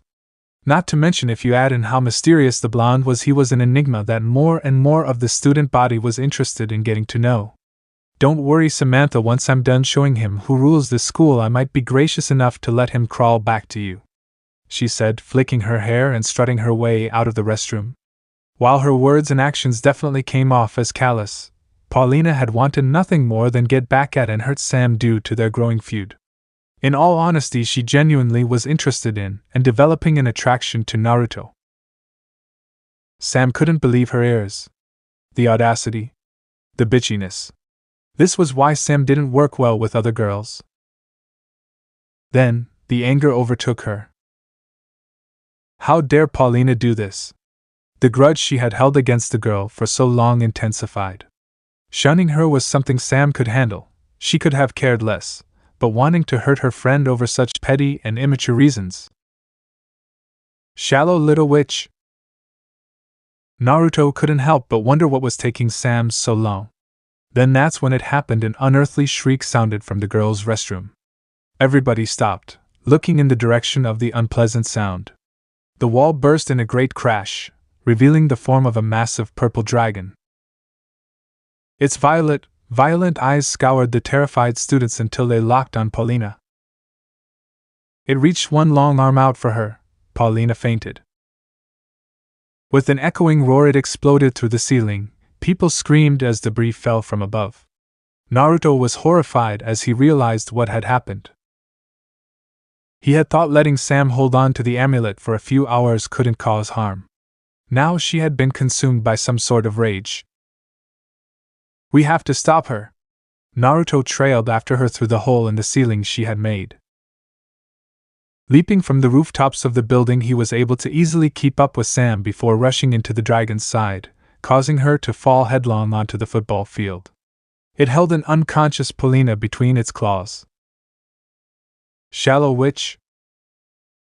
Naruto took notice of Danny out of the corner of his eye. Get Paulina out of here! He dodged her breath of fire as Danny moved while the dragon was distracted.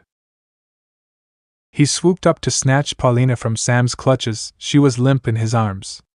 Sam roared, smacked Danny with her tail. He and Paulina went flying for the bleachers. They landed unceremoniously on the dirty ground behind them. Danny had turned himself non-physical to avoid hitting them. A gasp and a curse word made him flinch and look in their direction. Dash Baxter in a gray suit and an Asian girl in a dress stood slack-jawed staring at them. Danny boggled back at them. Sam tore apart the bleachers to get at them. Dash and the girl he was with screamed loudly. Sam had attempted to attack again, but uprooted ground got in the middle of her path, blocking the fire. Then he made his move. An entity controlled by rage was a sloppy entity. He maneuvered past her flames and with one solid click the clasp of the amulet around her neck broke with a clink. The dragon started to shrink, until Sam Manson was left, unmoving, on the grass. He rushed over to her side and brought her into his arms. Come on, Sam. Wake up. The panic he felt abated when she finally stirred. Ugh. Hey, he cautioned. She looked at him. Do you remember anything? I don't know, she then said. I was so angry. You'll be fine, you're okay now. Scared parents, scared kids and school staff, it was a catastrophe. Every adult available was herding children out of the school. Some were at the point they just didn't care anymore. They simply took their kids home. From up above, Naruto and Sam watched as students were being ushered off, parents to the ever-growing pile of panicked and worried parents picking up their children. We didn't even get to finish our dance. Kind of sucks. You dance? Yes, I dance, he said as he spun to the roof's side and stood up. He extended a hand. Now the question is, can you? Not one to turn down a challenge, Sam took his hand.